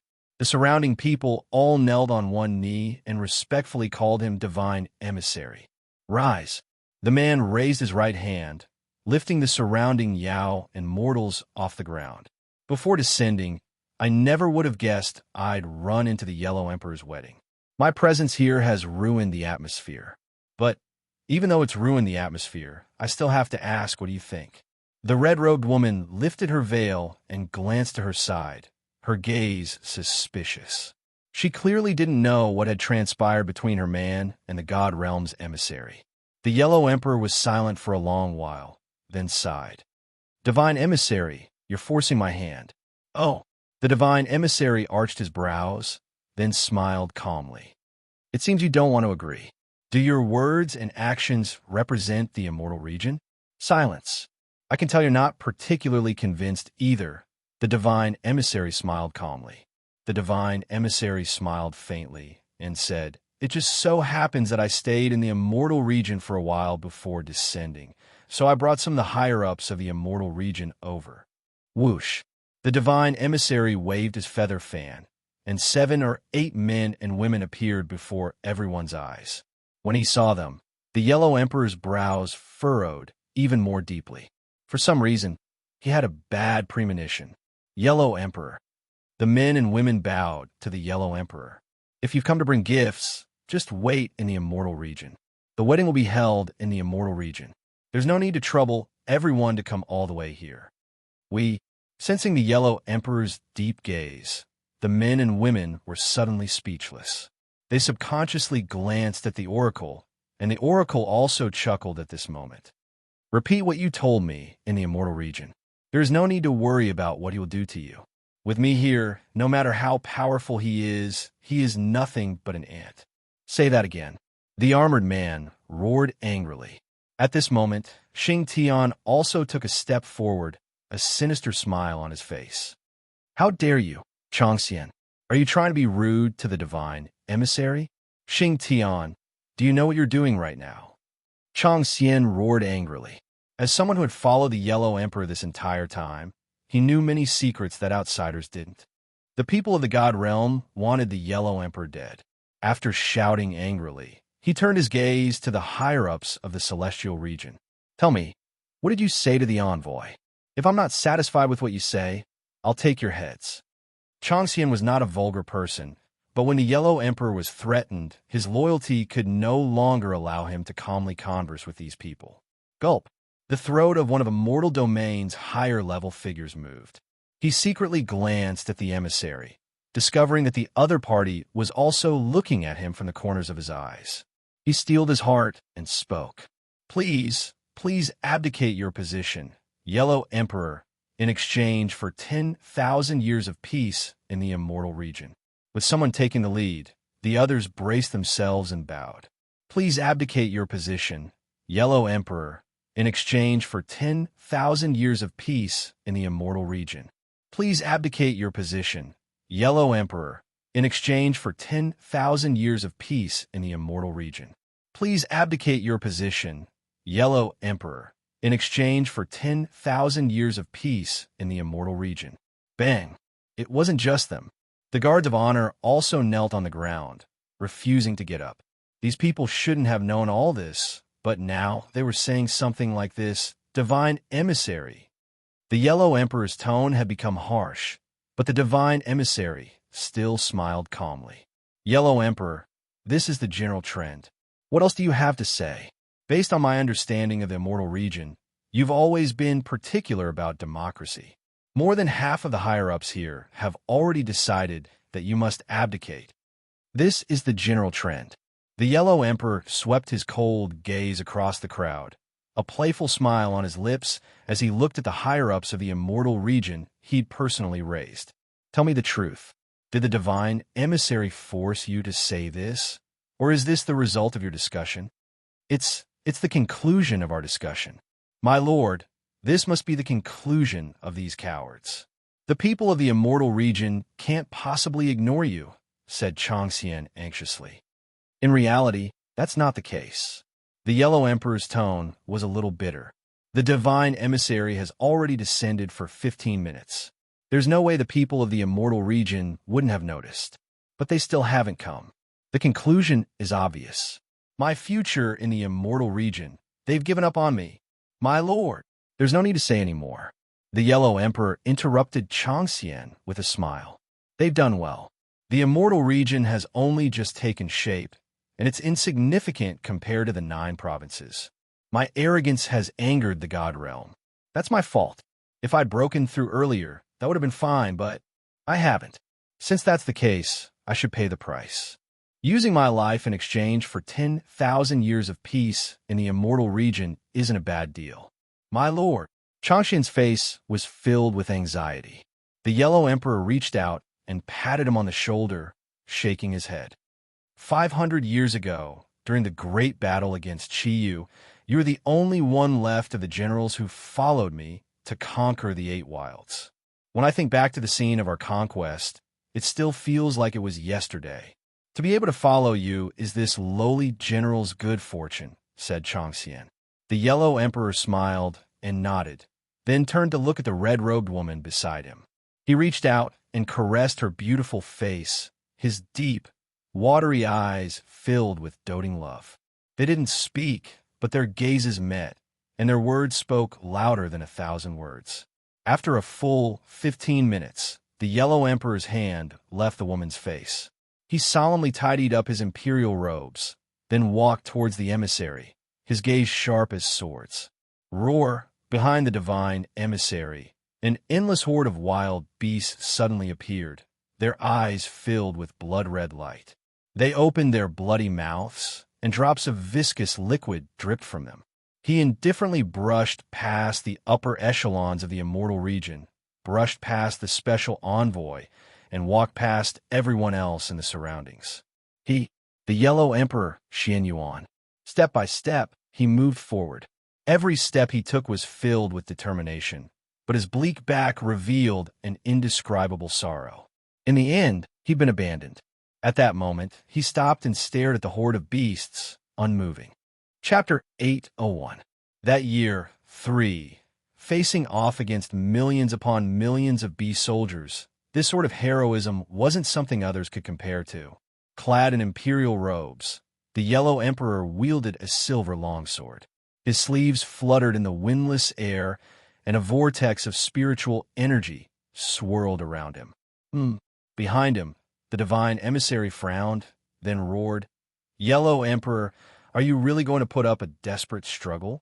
Yellow Emperor, are you really going to put up a desperate struggle? Heh, I'm commanded by the heavens. You want me to abandon my armor and accept death? I can't do that." Ninely, the divine emissary sure knows how to pick his people. Buzz, a dazzling beam of sword light shot into the sky. In an instant, tens of thousands of swords fell from the sky and stabbed into the beast soldiers. Roar. Pained howls erupted from the beast soldiers. Fresh blood splattered the earth, but the stench of it only served to further stimulate their bloodthirsty instincts. Roar. The beastmen roared as they charged forward. Even though the sword skill had killed tens of thousands of beastmen, even though his sword technique had just killed tens of thousands of them, it seemed utterly insignificant in the face of this sea of beast soldiers. "My lord, I'll help you." Whoosh! A man in golden armor suddenly appeared in front of the blood-soaked yellow emperor. "Changxian, didn't I tell you to stay put? Die!" He stabbed his halberd through the beast soldier's chest, then swept out in a circle, slicing through the throats of all the beast soldiers around him. "I've followed you for so long, but have you ever seen me abandon you?" Just then, a pitch-black shadow lunged at the yellow emperor's back. "My lord, watch out! Glacial piercer!" Whoosh! An icicle burrowed out of the ground, piercing through the shadowy beast soldier. "Lil, Yin, why are you in the sky?" A woman dressed in red had 9 snow-white tails swaying behind her. When the yellow emperor looked over, she smiled sweetly at him. Their eyes met. There was no need for words. From their gazes, they both understood what the other wanted to say. I haven't lived my life in vain." "Nine-tailed fox girl," roared the divine emissary. "Aren't you afraid that the nine-tailed fox clan will be doomed? Divine envoy, you're being too serious. The moment I stepped out of the sect, I was no longer a member of the nine-tailed fox clan. I'll also leave the clan leader's seal to my second sister. Now that I'm all alone in this world, how can I talk about consigning the nine-tailed fox clan to eternal damnation?" The woman in red pursed her lips into a smile and looked at the yellow emperor fondly. "I've decided to marry him, so I'm his woman. If he lives, I live. If he dies, I die. You have a sharp tongue. Then I like to see how long you can flop around for. I'm going to help my sister." The girl in the mountain gate shouted and was about to rush out, but the maidservant beside her grabbed her tightly and shook her head at her. "First Miss has already warned that our nine-tailed fox clan is not to interfere in this matter. But isn't Big Sister also a member of the nine-tailed fox clan? She's the clan head." "She's not." First Miss said that the moment she stepped out of the nine-tailed fox clan's mountain gate, she was no longer a member of the nine-tailed fox clan. "Clan leader, also your second Mississippi nonsense." The girl struggled to get out, but the maidservant held her back with a death grip. "Second Miss, please listen to the first Mississippi. If you go out as well, then the nine-tailed fox clan will truly be finished. If you go out to help, then the nine-tailed fox clan will stand against the divine envoy. Do you really want to see the nine-tailed fox clan be consigned to eternal damnation? Second Miss, you're no longer the second Miss of the past. You're the clan leader of the nine-tailed fox clan, and your every word and action will determine the future of the nine-tailed fox clan. Please be a little more mature and think things over." They fought. Even though there were billions upon billions of bestial soldiers, they couldn't do anything to the three of them. Day and night alternated. This blood-soaked battle lasted for a full day. Even though the three of them were extraordinarily strong, under the endless onslaught of their foes, they were still exhausted. Gradually, the marks of the enemy's bestial soldiers began to appear on their bodies. But each mark took the lives of tens of thousands, perhaps even hundreds of thousands, of bestial soldiers. Mountains of corpses lay strewn about. From 100 meters away, anyone standing within 10 paces of the nine-tailed fox clan's mountain gate could smell the pungent stench of blood. As time passed, the divine envoy was no longer as calm and composed as before. Although the bestial soldiers had injured the three of them, their numbers had also plummeted. As for their wounds, everyone knew that the Empress of the nine-tailed fox clan was skilled at healing, not fighting. If they were given the slightest chance to catch their breath, their wounds would heal in the blink of an eye. We can go on like this. The divine envoy frowned, and his aura surged. Bzzz. Just as he was about to make a move, a barefoot Lolita girl suddenly walked out of the void. Who dares use the spiritual energy of a sovereign here? She looked like a lowly, but her voice was that of a mature woman. When the divine envoy saw her, he dropped to his knees in panic. Greetings, Master the Loss. Are you the one who wants to challenge my laws? The lowly girl asked sternly. The divine envoy hurriedly shook his head. I have no intention of challenging you, Your Majesty. It's just that this world's Yellow Emperor has challenged the dignity of the higher realms. I've come under orders to handle this matter, but I didn't expect this villain to be so powerful. I'm afraid my methods aren't enough to punish him. That's why I'm so muddle-headed that I want to deal with him myself. I don't care about your conflict, but if anyone dares to use spiritual energy surpassing that of an immortal king, I'll kill them without mercy. The lowly girl's expression froze. Sensing her gaze, the divine envoy's heart trembled, and he hurriedly kowtowed. I wouldn't dare. Just treat this as a warning. There won't be a next time. Oomph. With that, the lowly girl vanished into thin air. I wouldn't dare. For a full hour, the divine envoy knelt on the ground, not daring to rise. The onlookers watched in confusion. Just who was that girl just now? How could she make the divine envoy so afraid? Ignoring their gazes, the divine envoy gritted his teeth and looked at the battlefield. The number of orcs was decreasing, but Yellow Emperor and the others were getting better and better at fighting. If this continued, even if all the orcs were killed, they wouldn't be able to kill them. Something had to be done. Suddenly, the divine emissary's eyes lit up. He took out an ancient coin from his bosom and placed it in his palm. The coin shone brightly, and at the same time, a deep reply appeared in his sea of consciousness. What happened? The divine emissary's face lit up as he replied in the sea of consciousness. Emperor, I ran into some problems during my mission in the lower realm. With that said, the oracle reported the current situation in the sea of consciousness once again. The Yellow Emperor can be considered ambitious and ruthless, but the might of the god realm is inviolable. How could he possibly provoke it? Speak. What request do you have for me this time? Chapter 802. Inner Demons. My lord, look at that divine emissary's deflated expression. Beneath his golden armor, Changxian pouted at the emissary. Even under these circumstances, he was still able to pay attention to the emissary. Clearly, the pressure the beast men were exerting on them was negligible. Don't get careless. The Yellow Emperor swung his sword light accompanied by lightning, obliterating the beast men charging at them. All under the heavens belong to the Emperor, and all under the heavens belong to him. He's just a servant of the god realm. Does he really think he can order us around? But we need to give those people from the immortal region a good beating. Yes, we need to.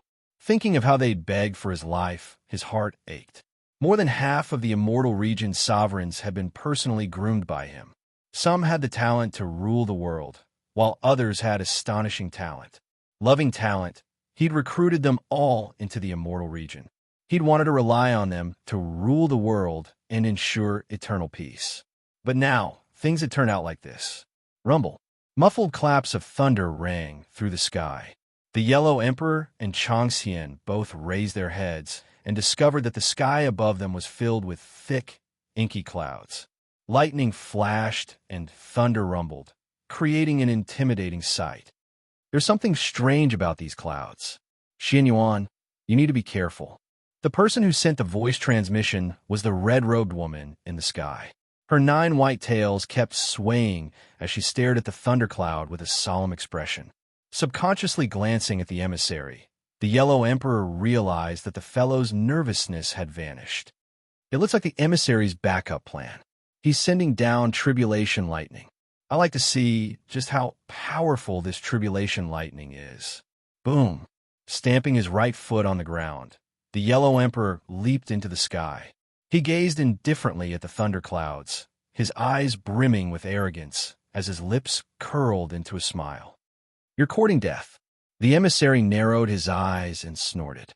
At that moment, a bolt of lightning descended from the sky. Boom! Lightning washed over him. The Yellow Emperor withstood the heavenly lightning with his body alone. Lightning crackled around him. Just the residual power of the heavenly lightning was enough to make the scalps of those watching go numb. But he threw his head back and laughed, his expression overflowing with disdain. Rumble, rumble. Bolts of heavenly lightning tempered his body. Even the divine emissary was dumbfounded by the successive heavenly lightning.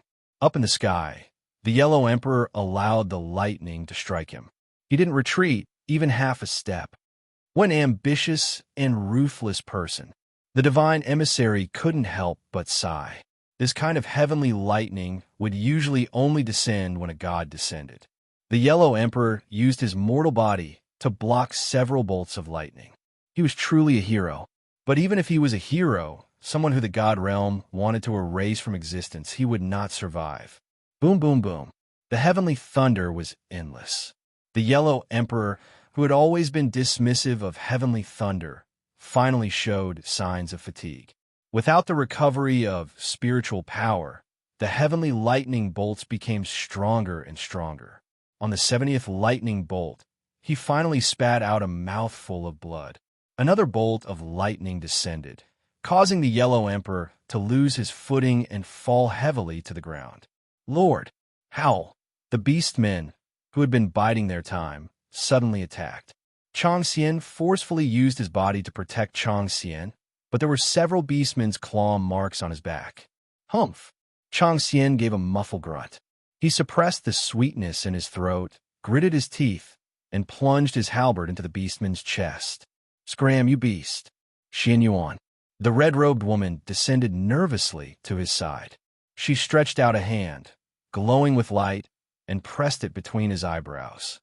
I'll heal you right now. Rumble. Wretched heavens, don't even think of harming my sovereign. Whoosh. Chang Xian leapt into the air, golden halberd in hand, and pointed it at the sky. Don't! Cried the weakened Yellow Emperor. Chang Xian was clearly using himself as a lightning rod, trying to block the lightning for him. Having seen the lightning itself, how could he not know that Chang Xian wouldn't be able to withstand it? Sizzle! The power of lightning flowed through Chang Xian's halberd and poured into his body. The surging lightning wreaked havoc on Chang Xian's internal organs, causing his blood to roil. Squelch! The blood in his throat couldn't hold back any longer. It burst forth. Rumble. Another bolt of lightning descended from the sky. Squelch. Another one. Yet another. Chang Xian really was using the halberd as the Yellow Emperor's last lightning rod, using his own life to resist the heavenly lightning. Bang! He landed. By now, Chang Xian's aura was almost inaudible. Covered in blood, the Yellow Emperor knelt and grabbed his hand. Brother. Rumble. Another bolt of heavenly lightning exploded in the sky. This bolt of heavenly lightning brought to them despair. Divine Emissary, I agree. I agree to your request. Now, I only ask that you release Lil, Yin, and Chang Xian. That won't do. The Divine Emissary shook his head. The two of them openly defy the God Realm's authority. They deserve death. You, my lord, he's nothing but a lackey. Why bother with him? Chang Xian chuckled, blood still flowing from his mouth. Then he saw another bolt of lightning descend from the sky. Don't even think of harming my lord. Like an oil lamp on the verge of death, he somehow found the strength to leap into the air, halberd in hand. Heavenly lightning struck him. Convulsing, Chang Xian shouted his last words before he died. Big brother, retreat.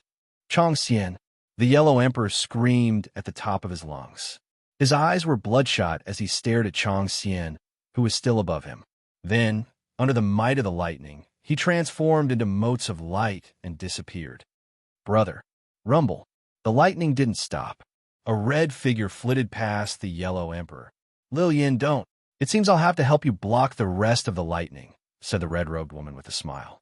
If the heavens wish to destroy my lord, I'll follow my lord. Then, the woman in red looked at the young girl in the nine-tailed fox mountain gate. Her lips trembled. Boom! Big sister. Sulu yelled from the back mountains of the nine-tailed fox clan. She reached out, wanting to snatch Su Yin back from the lightning. You can't go over. Lady Nuwa used her spiritual energy to lock her down. Sulu could only struggle, tears streaming down her face. Big sister. It was this scene again. It had been like this. She'd hated herself for 10,000 years. She hated herself for being so weak that she couldn't help her sister when she fought against the heavens. From that moment on, she'd bitterly studied ice techniques. 300 years. The head of the nine-tailed fox clan, Su Lua, the fox emperor, had appeared out of nowhere. She could summon clouds and rain, and all races worshipped her. She loathed the immortal region and never believed in the heavens. She looked forward to the day when she could personally shatter the heavens and turn the god realm upside down. She looked forward to the day when she could stand before her big sister, no longer as a child, but as her left and right arm. But it was this scene again. This scene, which had woken her up in her dreams hundreds, thousands of times, now replayed itself before her eyes. It was like a heart demon, devouring her heart and soul. Big sister. Sulu's cries gradually turned into howls. Her crystal-like eyes turned blood red, and her 9 pure white tails turned the color of blood. Chapter 803. Sulu. Red. This red was bewitching, dazzling. Sulu, who'd fallen to her inner demons, felt nothing but hatred and resentment. Her mind replayed over and over again the scene of Su Yin being swallowed up by heavenly lightning. Over and over again. She hated her own helplessness. She'd clearly already made up her mind. She'd resolved to never let something like this happen again. But when it really did happen, there was nothing she could do. All she could do was watch helplessly as heavenly lightning swallowed up her sister. The Ice Empress? The head of the nine-tailed fox clan. 10,000 beasts worshipped her, and the 3 realms respected her. But what could she do? All she could do now was stand off in the distance and cry, repeating the scene of her cowardice. You all deserve to die. Bang! A berserk aura erupted from her body, and her spiritual power turned blood red. Lady Nuwa, who'd been holding her captive, was caught off guard. The overwhelming spiritual power hit her so hard she coughed up blood. Lady Nuwa, Suju shouted as she ran over and helped Nuwa to her feet. She looked worriedly at Su Luer and Su Yin, who'd been swallowed by heavenly lightning. Idiot. How could a sky immortal resist the power of heavenly lightning? Guli looked disdainfully at Su Yin, who'd been swallowed by heavenly lightning. The moment she tried to use her body to block it, he'd already pushed her into a pit of despair. That arrogant Yi Zichen, too, had to die. The heavens wouldn't tolerate him. He could only die. Just now, you were slandering my big sister, weren't you? At some point, Guli heard a cold, sinister voice behind him. When he turned his head around, he was greeted by the sight of a bewitching and heart-palpitating red. It's you? The instant he focused, he recognized her as Su Luer. Red? It seems you've fallen to your inner demons? The nine-tailed fox clan is truly pitiful. One died to accompany the demon, while the other chased after the demon. Who knows what's left? They're nothing. That's fine. Once I get rid of you, I'll turn the entire nine-tailed fox clan into blood zombies. That'll strengthen my forces considerably. Fallen to her inner demons. It wasn't as if Guli had never encountered such a situation before. Based on his analysis, he'd discovered that once a person succumbed to their inner demons, their strength would increase exponentially. However, the price they'd pay was losing their rationality and the ability to think. In other words, in his eyes, Su Luer was a bloodthirsty killing machine. Man is wise but not strong. Wisdom precedes strength. Guli was of no threat to someone who'd abandoned reason in pursuit of power. Really? To his surprise, Su Luer, her eyes bloodshot, spoke in a playful tone. The moment he said that, Guli immediately felt like something was amiss. Dong. His fist landed squarely on Guli's chest. The force of the punch caused his chest to cave in. He deserves to die for slandering my sister, and he deserves to die for plotting against my clan. However, before I make up for the crime of slandering my sister, I will not let you die." She reached out and broke Gu Li's arm, then raised her foot and stomped down hard on his legs. "Oomph!" Gu Li grunted through his nose and mouth. However, since he had fused with the abyssals, his injured tissues were rapidly healing. "Done? That's great." His arms were crushed again, and his legs were broken again. Healed, broken again, healed, broken again. Due to his damned self-healing abilities, Gu Li continued to endure this heart-wrenching pain. This kind of pain continuously eroded his spirit, and even eroded his desire to live. "I beg you, give me a quick death." Right now, all he wanted was to die. He didn't want to endure this inhumane torture any longer. He considered himself to be an extremely shrewd and patient person. However, in the face of this pain, he couldn't bear it any longer. "You want a quick death?" The beautiful Su Luer bent down and brushed her slender fingers across Gu Li's cheek. Suddenly, she raised her hand and slapped him, causing his face to swell up. His teeth and blood splattered all over the ground. "Impossible." Crack. "If I kill you, will my sister come back to life?" Crack. "If I kill you, will I be able to start all over again?" Crack. "If I kill you, I still haven't settled the score for slandering my sister and coveting my clan. Why would I kill you? You demonic woman." Gu Li screamed in agony. Su Luer narrowed her eyes and smiled. "You're right. I'm a demonic woman. The moment you people killed my sister under the heavenly lightning, I became a devil." Boom! Su Luer punched Gu Li in the chest, then turned her gaze to the zombie progenitors. "And you?" Thud. Thud.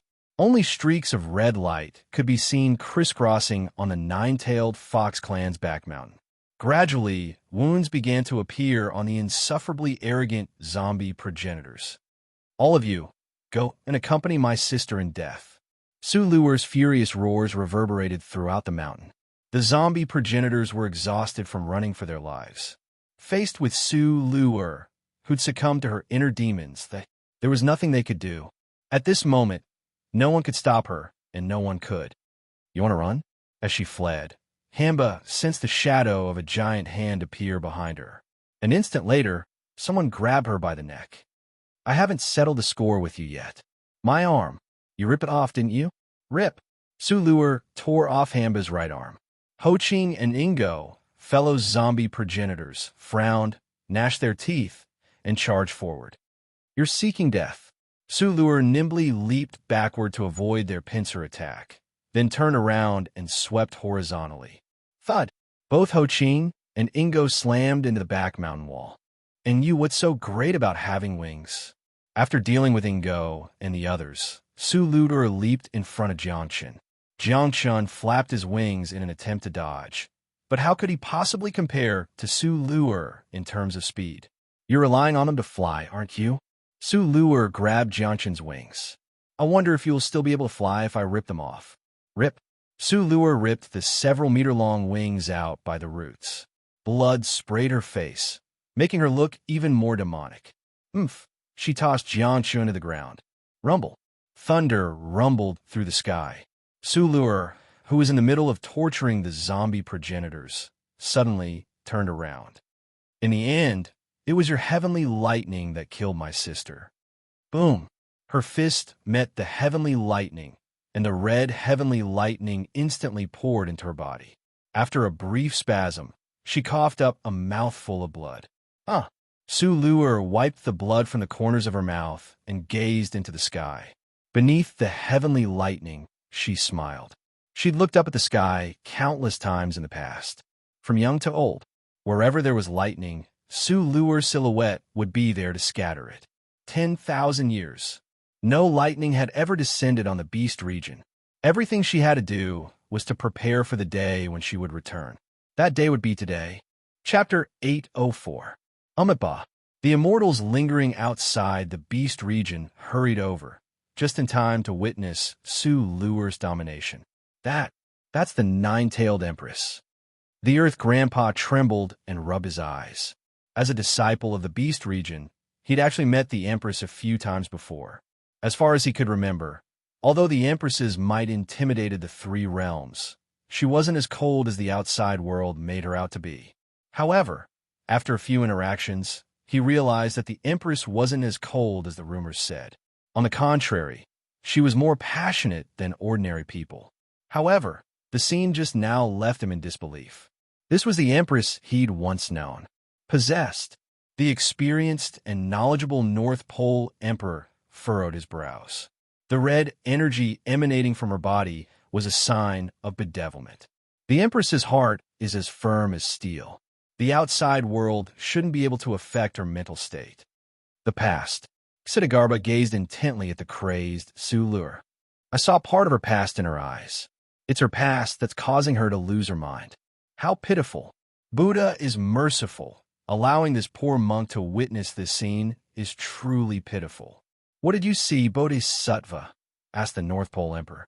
I can't say. Xidagarba sighed and shook his head. In response, the North Pole Emperor and the other immortals had no choice but to give up. These baldies were the most stubborn. If they didn't want to say anything, they'd rather die than say it. Big Brother Zichin. At that moment, two more beautiful figures appeared in the sky outside the nine-tailed fox clan's mountain gate. They were Xia Kiki and Xiao Yume. They'd met in the beast region, but when they saw each other, they only needed a single glance to understand why they'd come. Little princess. The immortals all bowed to Xia Kiki. She was the only daughter of the current head of the dragon clan, one of the four sacred beasts. Her true form was that of a golden holy dragon, so it wasn't wrong for the immortals to call her little princess. Rise. Xia Kiki waved at the immortals, then turned to run into the mountain gate. You mustn't. The North Pole Emperor reached out to stop her. Xia Kiki frowned and looked at the Emperor before her. Why are you stopping me? And you're from the immortal region, aren't you? Yes. Seeing Xia Kiki point at him like this, Fushi didn't get angry and smiled faintly. Why are you still standing here? Don't you know that Big Brother Zichin is inside? Don't you know he's in danger? He's the immortal region's Yellow Emperor. Aren't you subjects worried? Is what His Highness said true? Fushi frowned. Look at the one beside me, Xiao Yume. She's Big Brother Zichin's closest woman. If you count me, I'm at most a side consort. This is the Empress. Just now, we both sensed that Big Brother Zichin was in danger. Were we both wrong? Xia Kiki grabbed Xiao Yume's arm. When Fushi saw her, his eyebrows twitched. When he went to the modern realm, he found someone to block the tribulation for the Yellow Emperor. The person blocking the tribulation had always been inextricably linked to the Yellow Emperor. This little highness was also the reincarnation of Xiao Liuli, who had followed the Yellow Emperor for several generations. Since that was the case, there was no mistake. Just stand there. You guys only know how to stand there like idiots. Big Brother Zichin is in trouble. Hurry up and go help him. If you don't want to go, then don't stop me from going in. Little Highness, it's not that we don't want to go. It's that we can't, sighed Fushi. What do you mean we can't? You're afraid of death, but I'm not. I'll go. Xia Kiki made to enter, but the North Pole Emperor frowned and stopped her. Fushi sighed. Look. Fushi pointed at Su Lu who was wreaking havoc in the back mountains.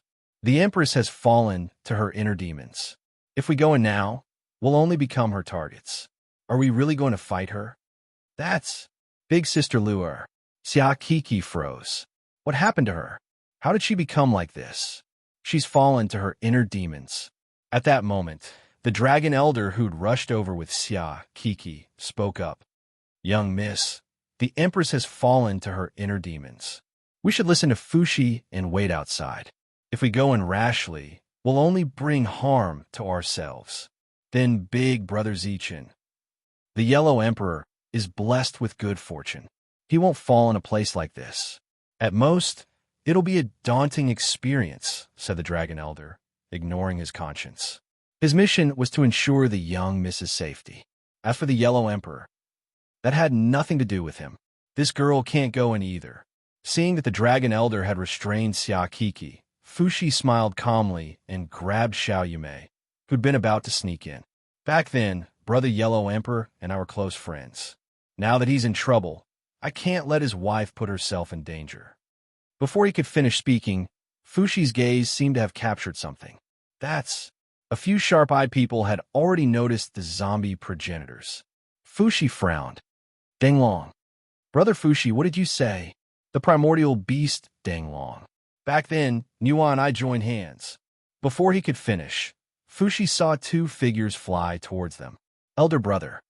Nuwa appeared before the immortals, dragging Su Zhu with her. Lady Nuwa, the immortals kowtowed. Nuwa, why did you come down? Those zombies were Danglong from back then. Fushi was shocked. Nuwa frowned at the zombie progenitors. Yes, as expected, were all these things that appeared in the beast region because of him? Yes and no. Nuwa nodded, then shook her head. But now's not the time to talk about that. Rather, is Brother Yellow Emperor inside? Fushi interrupted her. That's exactly what I want to talk about. The Yellow Emperor descended and summoned 81 bolts of heavenly lightning. He'd already withstood the lightning, but then Nuwa recounted everything that had happened in detail. Fushi and the surrounding immortals' eyelids twitched as they listened. He'd withstood 81 bolts of heavenly lightning. The heavenly Tao wouldn't tolerate any more lightning. A beauty withstood the lightning. The Empress had been bedeviled. If this were recorded in the annals of the Grand Historian, it would definitely be a major event.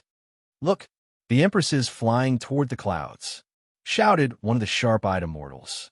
The other immortals also looked over. Disperse. Blood trickled from the corners of her mouth. Eyes bloodshot, Sulu punched the clouds. Her fist pierced through the clouds, but it didn't disperse. Father, are we still going to strike? We're already defying the heavenly Tao. Xiao Yin stood within the lightning pool, watching the scene unfold. Xiao Ting narrowed his eyes and snorted. Can't you see that someone's provoking the God Realm? She wants to disperse the clouds. Send another bolt of lightning down. Let's show her the consequences of provoking our Xiao family. But, yes. Xiao Yin hesitated, but when he saw his father's expression, he didn't dare disobey. He steeled his heart and sent another bolt of lightning crashing down. Before the clouds dispersed, another bolt of lightning fell. When she saw this, Su Yin stopped resisting. She looked coolly down at Su Yin, who'd already been reduced to ashes by the lightning. Big sister, I'm coming with you. Rumble. Just as the lightning was about to descend, a dazzling beam of golden light appeared on the western horizon. Chapter 805. The Buddha. Amitabha. Buddhist chants reverberated through the air, and golden light suddenly appeared at the ends of the western sky. A Buddha, radiating golden light from head to toe, rode an auspicious cloud toward them. In front of it, a scripture in the form of a corpse flew toward the heavenly lightning. Boom! The scripture shattered, and the heavenly lightning vanished. Buddha, the immortals outside the mountain gate were stunned. They all flew towards the Buddha, but someone reached the Buddha's side before they did. Buddha, the great strength Bodhisattva, known as the great courage Bodhisattva, landed beside the Buddha's lotus throne. Buddha, great strength Bodhisattva. The immortals hurried over. The Buddha glanced at them coolly, then grinned at them. At the same time, he snorted, in acknowledgement. Su Lu'er, who'd been waiting for the heavenly lightning to devour her, opened her eyes. The heavenly lightning vanished. Then she recalled the words, Amitabha, Buddha. Without the slightest hesitation, the red-eyed Empress Su Lu'er flew directly toward the Buddha. When they were roughly 100 meters apart, she stopped and knelt in the air. Your inner demons have fallen upon you, yet you remain unperturbed. Your willpower is commendable. Seated on the lotus throne, the ancestral Buddha nodded his head calmly. Come here. Su Lu'er didn't hesitate. She landed in front of the Buddha's lotus throne. The Buddha reached out and patted her on the head. Instantly, her mind cleared and her inner demons scattered. Although your willpower is commendable, inner demons are still inner demons. You can suppress them with reason now, but that doesn't mean you'll be able to do so in the future. It's best to use this kind of power sparingly. Many thanks for your help, Buddha, but I still have a request. No need to say more. I've come precisely for your request. The Buddha waved his hand indifferently, then rode his lotus to where Yi Zichen and Su Yin had been devoured by the heavenly lightning. Priceless advice. Father, the Buddha with a Buddha position has arrived.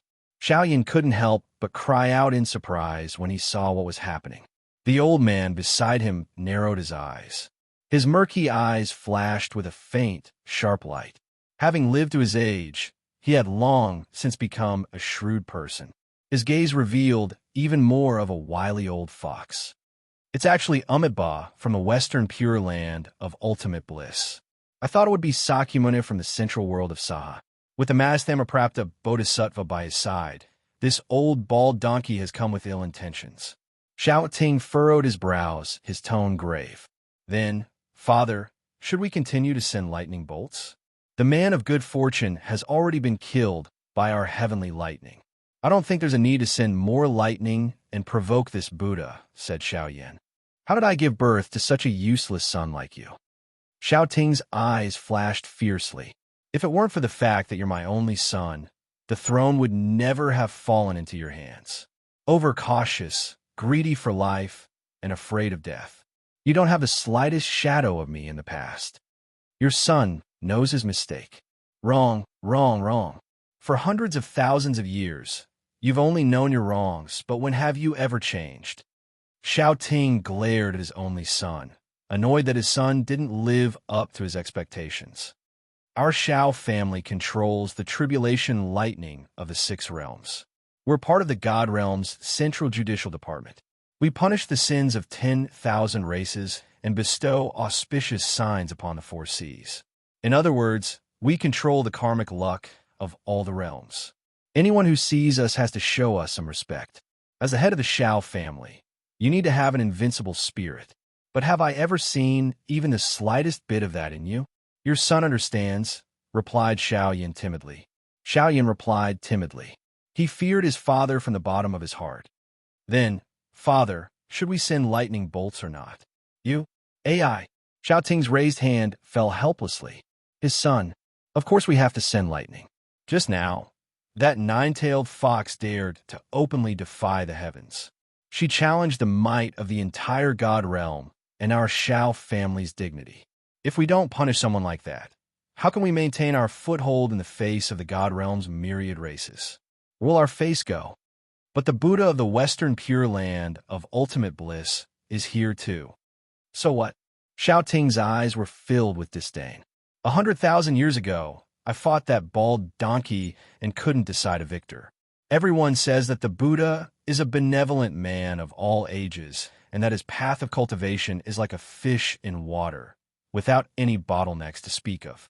Now, I'd like to see just how strong that bald donkey is. Let's see if he's taken the step I've been unable to take in the last 100,000 years. With that, Xiao Ting pushed away Xiaoyan, who was controlling the tribulation lightning. I'll handle this personally. Just watch from the sidelines. Your son obeys. The Buddha landed on the back mountain, his expression one of bemoaning the state of the universe and pitying the fate of mankind. He gazed at the floating clouds and couldn't help but shake his head resentfully. Sorrow begets sorrow. He closed his eyes and clasped his hands together. His lips trembled as scripture after scripture flowed from his mouth to the myriad clans of the beast region.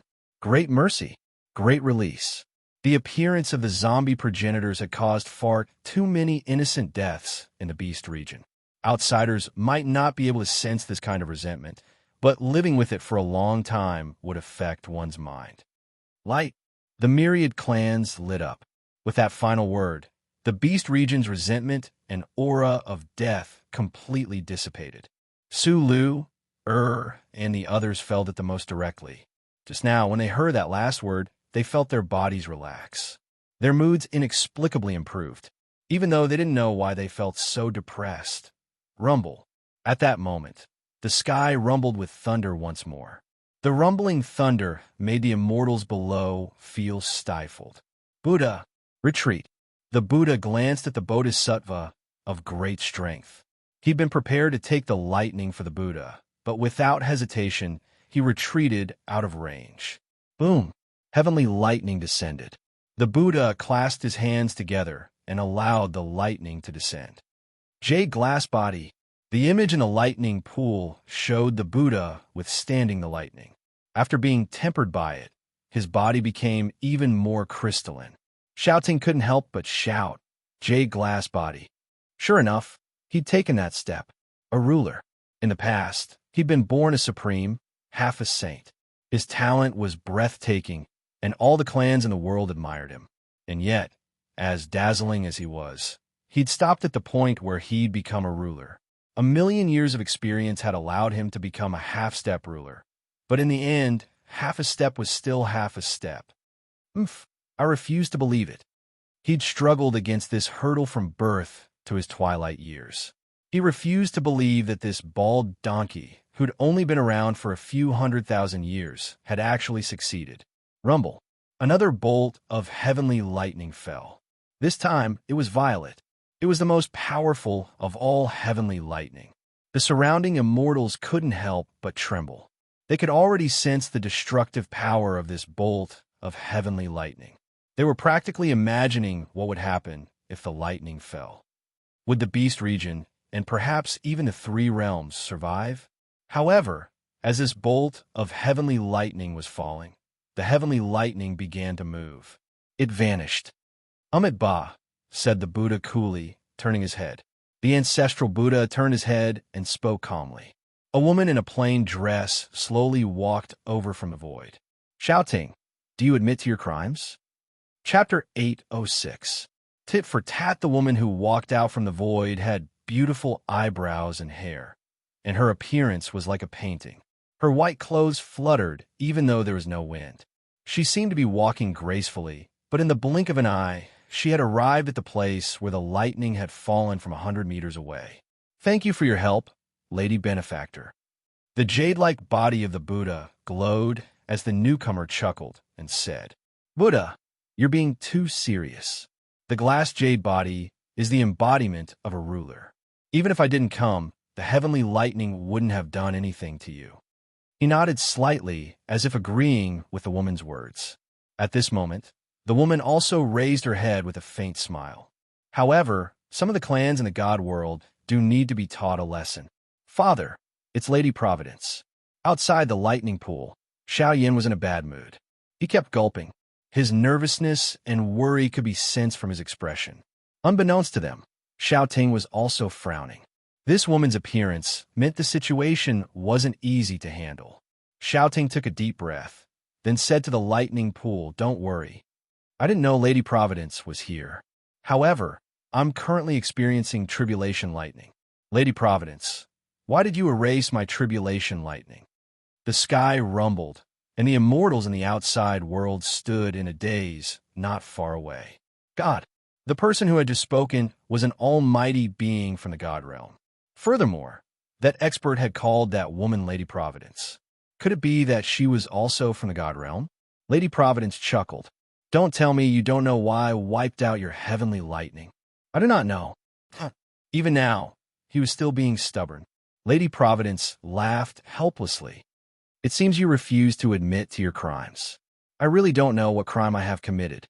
Xiao Ting stared intently at the lightning pool and snorted. "It is my family's responsibility to control the tribulation lightning of all races. Now that someone has descended, I'm sending down heavenly lightning." "What's wrong with that? Then how many did you land?" "Here it comes." Xiao Ting narrowed his eyes. Indeed, that woman had been there the entire time, but why hadn't he noticed her when the lightning fell? This woman's status transcended the 6 realms, so it was quite vexing for her to have something on him here. However, there was no need to worry. He already had an excuse in mind. "Your Highness, what do you mean by that?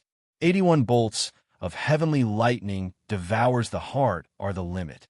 However, after those 81 bolts of heavenly lightning, you send another bolt of lightning down. That's going against Father God's will. It's already like this, and you still don't know your crime? Your Highness must be joking. Since the beginning of the God realm, our Shao family has been in control of tribulation lightning. When the goddess spoke of 81 bolts of tribulation lightning, that's only because she's seen a maximum of 81. But our God realm has a long history, and we have many capable people. What are you trying to say?" asked Lady Providence, her expression unsightly.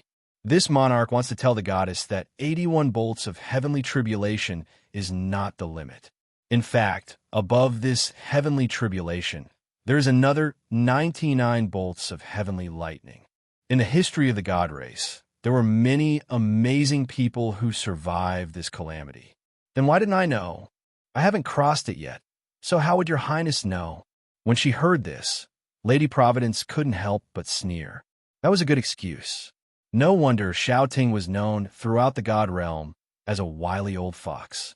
If any other emperor had seen her, they might have lost their composure for a moment, and their words might have slipped up. But Xiaoting had refused to admit to his crimes from the very beginning. His expression was relaxed, and his words were clear and logical. In particular, that final line about dead men tell no tales was the finishing touch to his preamble. Well said. Dead men tell no tales, said Lady Providence. Don't speak nonsense, Lady Providence. Since the beginning of the god realm, my family has been in control of tribulation lightning. I know far more than you do. Heavenly lightning is a secret of my family. Now that you want to convict me, I have no choice but to tell you. However, I hope you can keep your mouth shut and don't spread this news. Otherwise, even 10,000 deaths won't be enough to atone for my crimes. Well said. Lady Providence smiled calmly, then dropped the subject of the heavenly tribulation. Then I'm curious, said she. Why did your tribulation lightning fall on someone else? You jest again, Lady Providence. Xiaoting laughed calmly from within the lightning pool. From start to finish, my heavenly lightning has only ever struck one place, the location of the person undergoing tribulation. Heavenly lightning has no eyes. Those bystanders entered the lightning's range and were struck by it. What could I do? Heavenly lightning is meant to temper the body of the person undergoing divine bestowal. They rashly resisted it, but I haven't even blamed them. Why are you blaming me? Is that so? Lady Providence, there's no need to be so arrogant and bossy with me. In truth, before the heavenly lightning fell, I sensed a spatial fluctuation. The person undergoing tribulation and that ignorant girl are both in your hands, aren't they? Everyone's gaze fell upon Lady Providence. Among them, Sulu-er's gaze was the most intense. Huh. Lady Providence's lips curled into a smile. She didn't deny it. She waved her right hand, and two figures appeared in the air. Big sister, big brother Zichin. Zichin. At practically the same time, the onlookers cried out in alarm. You've noticed, but I've taken him away. Now that I've let him out, do you still want to send more lightning? I wouldn't dare, said Xiaoting calmly. How could I dare overstep my authority and send lightning to someone you want to protect? Furthermore, this kid hasn't undergone tribulation yet, and his godhead has shattered. Even if he wakes up, he has no fate with the god realm. Since he can't step into the god realm, there's no need for me to pay attention to him. Lady Providence's brows furrowed. Yi Zichin's godhead had actually shattered? Xiaoting. Lady Providence, why did you call me? Xiaoting's lips curved into a smile. His godhead shattered can only mean that his will isn't strong enough. That has nothing to do with me. Also, you should be in the profound pavilion right now. So why have you appeared in the lower realms? What's more, why are you involved with a mortal? I'll report all of this to the God Emperor and have him decide. Are you threatening me? I wouldn't dare. I serve the God Emperor wholeheartedly. Everything I see and hear naturally has to be reported to the God realm. Up to you. Lady Providence didn't bother with him any longer. Just now, she'd clearly sensed that Yi Zichin's aura had grown even more chaotic. She had to hurry up and treat his injuries. As for Xiaoting, she'd wait until she returned to the God realm to make trouble for him. It seemed like Xiaoting had always been modest and courteous, but from the way he addressed her, it was clear that he didn't take her seriously at all. Then I'll take my leave. Just as Xiaoting was about to leave the lightning pool, Lady Providence suddenly spoke from the rear mountains. Chapter 807. Come with me. Xiaoting was just about to leave the lightning pool when he frowned, but he still returned to his original position. Does Lady Providence have anything else to say? Earlier, you said that 99 bolts of heavenly lightning was the limit. Is that true? Asked Lady Providence. He frowned.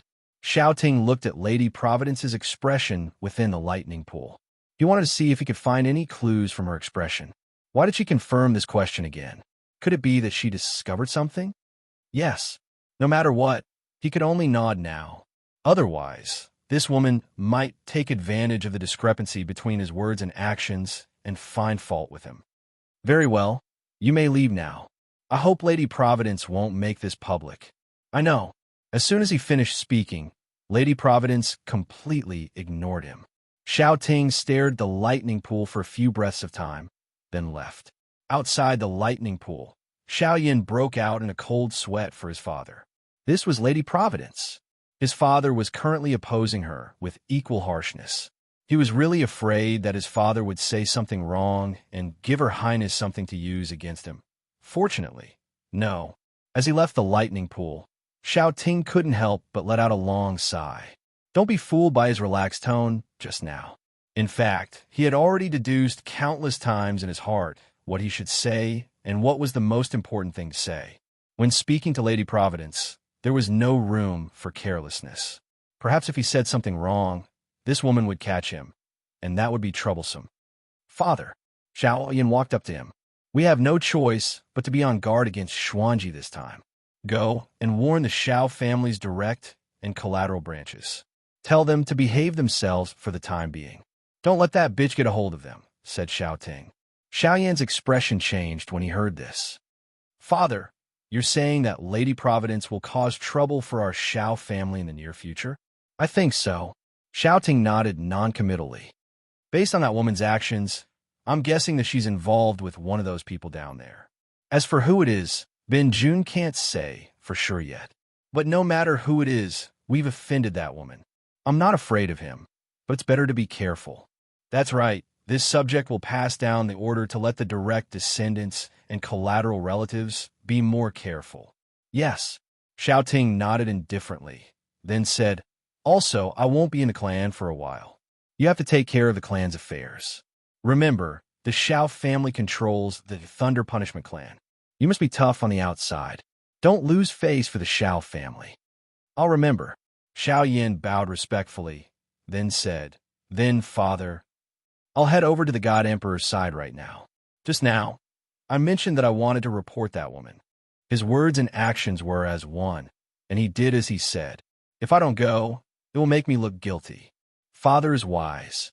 All right, I'll be leaving now. I'll leave the Xiao clan to you. Yes, what a cunning old fox. Lady Providence couldn't help but curse inwardly. This old man really knew how to bite off more than he could chew. She couldn't find anything to criticize him for. She was a subordinate of the Six Realms Patrol, an organization that transcended the Six Realms. Even so, that didn't mean she had absolute authority. Even the patrol needed evidence. Before they found evidence of his crimes, they couldn't do anything to him. Furthermore, this old man was the God Realm's Lightning Emperor. Anyone who could bear the title of Emperor was an existence that stood above millions of others. Even if the God Emperor wanted to deal with him, he'd have to show some sort of evidence. Furthermore, this old man's family controlled the Thunder Punishment clan. It seemed she needed to think things through carefully. Cough! At that moment, the pale-faced Yi Zichen coughed violently. Lady Providence also turned around and sighed. I almost forgot, she said. I still have to worry about this kid. She waved her right hand and pulled Yi Zichen and Su Yin away, then glanced to the side. When the surrounding immortals met her gaze, they couldn't help but lower their heads and bow. Who's in charge here? Senior, this junior is the head of this clan, said the one-armed Su Lu as she stepped forward. Arrange a place for me to stay. I'm going to treat these two's injuries. Senior, please come with me. When she heard this, Su Lu's face brimmed with undisguisable joy. She anxiously led the way in front of him. As she watched Lady Providence walk further and further away, Xia Kiki couldn't help but pout. She'd come here to find Big Brother Zichen, but it seemed she wouldn't be able to see him in the near future. I almost forgot something, said Su Lu. Lady Providence, who'd been following behind Su Lu, stopped. She turned her head and looked around. Does anyone want to come with me? HM? Siakiki froze, then arched her brows. Can we come with you? Of course, said Lady Providence, nodding non-committally. Big sister Yume, we can go. Siakiki giggled, then dragged Xiao Yume forward. The dragon elder tried to follow, but Lady Providence frowned and scolded him. Wait! The elder at the half-step Immortal King realm was unable to take another step forward. He glanced at Lady Providence, his heart filled with shock. Without any further hesitation, he returned to his original position. Big sister, let's hurry up and leave, said Siakiki. Lady Providence arched an eyebrow, then looked at Siakiki with a smile. Are you calling me big sister? That's right. Could it be a little sister? That can't be. No matter how I look at it, you're a bit older than me. But I've always been the youngest in my family, even Susu. If I had a little sister, I'd be really happy, Siakiki smiled adorably. When the dragon elders outside heard their mistress's words, they broke out in a cold sweat and fright. However, Lady Providence couldn't help but shake her head with a smile. Then just call me big sister. Fine, so I'm still the youngest, muttered Siakiki. Lady Providence couldn't help but smile when she saw her adorable expression. This girl was as pure and innocent as a blank sheet of paper. Big sister, why aren't we leaving? Isn't big brother Zichin heavily injured? What if we missed the best time to treat him? When she saw that Lady Providence still hadn't moved, Siakiki couldn't help but speak up again. This time, neither Xiao Yume nor Su Lu felt that she was talking too much. They were both worried about one person and desperately hoped that this expert could hurry up and treat their injuries.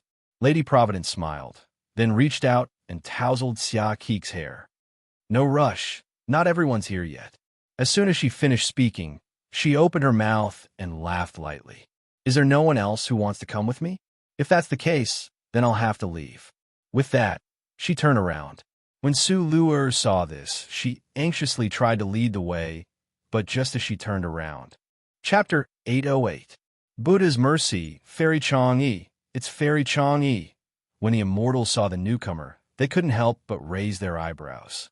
Her reputation as the Heavenly Court's #1 beauty wasn't just for show. When they saw Chang'e in her white dress, even some of the immortal region's powerhouses couldn't help but feel their hearts skip a beat. Chang'e flew down and bowed slightly to Lady Providence. Then, her gaze fell on Xiao Yume. Coincidentally, Xiao Yume's gaze shifted back to her. Big sister Yume, you two look alike, said Siakiki, blinking. Siakiki blinked. Actually, she had seen Chang'e before, but she didn't notice anything unusual. Now that the two of them were in the same place, even though their appearances were different, Siakiki couldn't help but feel a sense of familiarity. Is that so? Xiao Yume smiled calmly, but said nothing.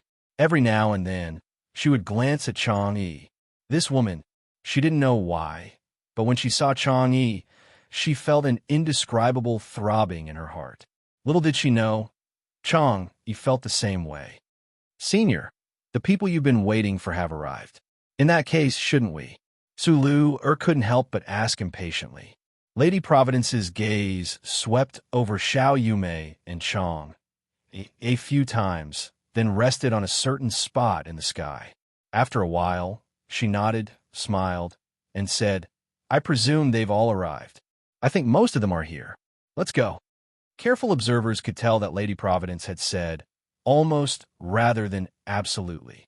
However, everyone's attention was focused on Yi Zichin and Su Yin, so no one paid attention to such details. I'll have to trouble you here, Buddha. Before they left, Lady Providence spoke once more. Ba, leave it to me. Thank you, Buddha. As Su Lu left the mountain, not long after they left, a black-robed figure appeared in the clouds. When the figure removed the hood, it was revealed that it was a woman. The black-robed figure's expression was desolate, and she sighed softly from time to time. Your Excellency, it's getting late. We should leave, said the white-bearded elder with a warm smile. The white-bearded old man warmly smiled. The black-robed person nodded noncommittally. However, a long sigh was emitted from his mouth. Saintess, you are our clan's saintess, but you are not fated with this child in this life. I hope that you can put the country first and let go of your personal feelings in the mortal world. Not to mention that this child's godhead was already broken. He would never be able to step into the divine world's 8 desolate lands in this lifetime. But you don't need to worry. This kid should be able to keep his life. With Xianji personally taking action, there will be no danger to his life. The old man seemed to have seen through the holy maiden's thoughts and couldn't help but comfort her. The holy maiden didn't respond to the old man's words. Instead, she stared intently at Lady Providence's departing figure. After a long time, "Let's go." From this low moan, one could more or less hear her reluctance. She suddenly turned her head and put the hat back on her head. He left quietly. She didn't know that a teardrop fell from the sky where she was just now. Only after Lady Providence left did the immortals feel the stifling pressure disappear. The Fushi of the immortal domain took a step forward and bowed to the Buddhist ancestor. "I already know what you're going to say." Without waiting for him to speak, the Buddhist ancestor indicated that there was no need to say more. Fushi knew full well how powerful the Buddhist ancestor was, so he said no more. He simply stood to the side and waited. "Come." His words came out of the blue, yet the zombie progenitors and Gu Li, whom Su Lu had just beaten, appeared before his lotus throne. All of them were unconscious. The Buddhist ancestor glanced at the great strength Bodhisattva. The Bodhisattva understood his intentions. He walked up to them and patted their heads. "Demon!" Guli cried out in alarm. When he saw that Su Lu was no longer with him and that the Buddhist ancestor was standing before him, he hurriedly dropped to his knees. "Many thanks for saving my life, Buddhist ancestor." "It's no problem," said the Buddhist ancestor coolly. "Buddhist ancestor, you might not know this. Just now, there was a demoness here. She was the one who injured me. Buddha is merciful. I hope you will punish that demoness severely. That demoness has succumbed to her inner demons and has become bloodthirsty. If she remains in this world, she will definitely bring disaster to the human realm. I hope you demons will punish her severely." Guli began spewing a torrent of dirty water, but he had no idea that Su Lu had long since asked the Buddhist ancestor to purge her of her inner demons. He slandered them as much as he could. If he succeeded, it would be good for him too. "I understand," said the Buddhist ancestor, still as calm as ever. Guli's mind spun. He was currently calculating something, then glanced at the zombie progenitors. Bang! He kowtowed. "Buddhist ancestor, please understand. I was indeed working with these zombie progenitors in the past. In truth, I didn't want to pay any attention to these filthy creatures, but they were too powerful for me to deal with. In order to preserve my life, I had no choice but to play along." The Buddhist domain was an extremely mysterious place. According to legend, the Buddhist ancestor was someone even the major powers of the god realm had to treat with respect. In front of such a powerful figure, he didn't dare cut ties with the zombie progenitors. That said, it was fine to slander him. "Buddhist ancestor, please understand. While I was playing along with these people, I didn't harm any living beings. From start to finish, they were the ones committing evil. All I could do was stay at home, pray to the Buddha, and wash away my sins." "I understand," said the Buddhist ancestor. Another dawn. Guli couldn't help but frown. What exactly was this bald donkey trying to do? Everything was clear now. If he'd said a few more words, he might have been able to read between the lines and figure out something. But no matter what he said, it was just these 4 words. How was he supposed to guess? But from the looks of it, he didn't want to kill him. That was good. As long as he didn't die, that was fine. "The few of you have wreaked havoc upon the masses. Your crimes are punishable by death." At this moment, the ancestral Buddha suddenly spoke up. Bang! Guli didn't even hesitate to kowtow. He didn't want to die just like that. He had to find a way out for himself. "Buddhist ancestor, please understand. That's enough," interrupted the Buddhist ancestor. The Buddhist ancestor interrupted him. "I know you haven't harmed the world, but these people are inextricably linked to you. The Buddha is merciful. The sea of bitterness knows no bounds. Repent, and the shore is at hand. I'm willing to give you a chance to turn over a new leaf. From now on, I will pray to the Buddha, spread good karma, and help the world." As long as he didn't die, that was fine. As long as he didn't die, that was fine. Guli repeated these words over and over in his heart. To him, where there was life, there was hope. Nothing was more important than his life. So long as he lived, anything was possible. Chapter 809. The Buddha's probing. He led Lady Providence to a secret location. This was a nine-tailed fox clan's holy land. Many nine-tailed foxes only came here once in their entire lives. Outsiders absolutely couldn't enter this place, but for Su Yan's sake, she couldn't care less. Senior, if you have no other orders, I'll be on my way. In order to avoid arousing suspicion, she bowed slightly to Lady Providence and prepared to leave.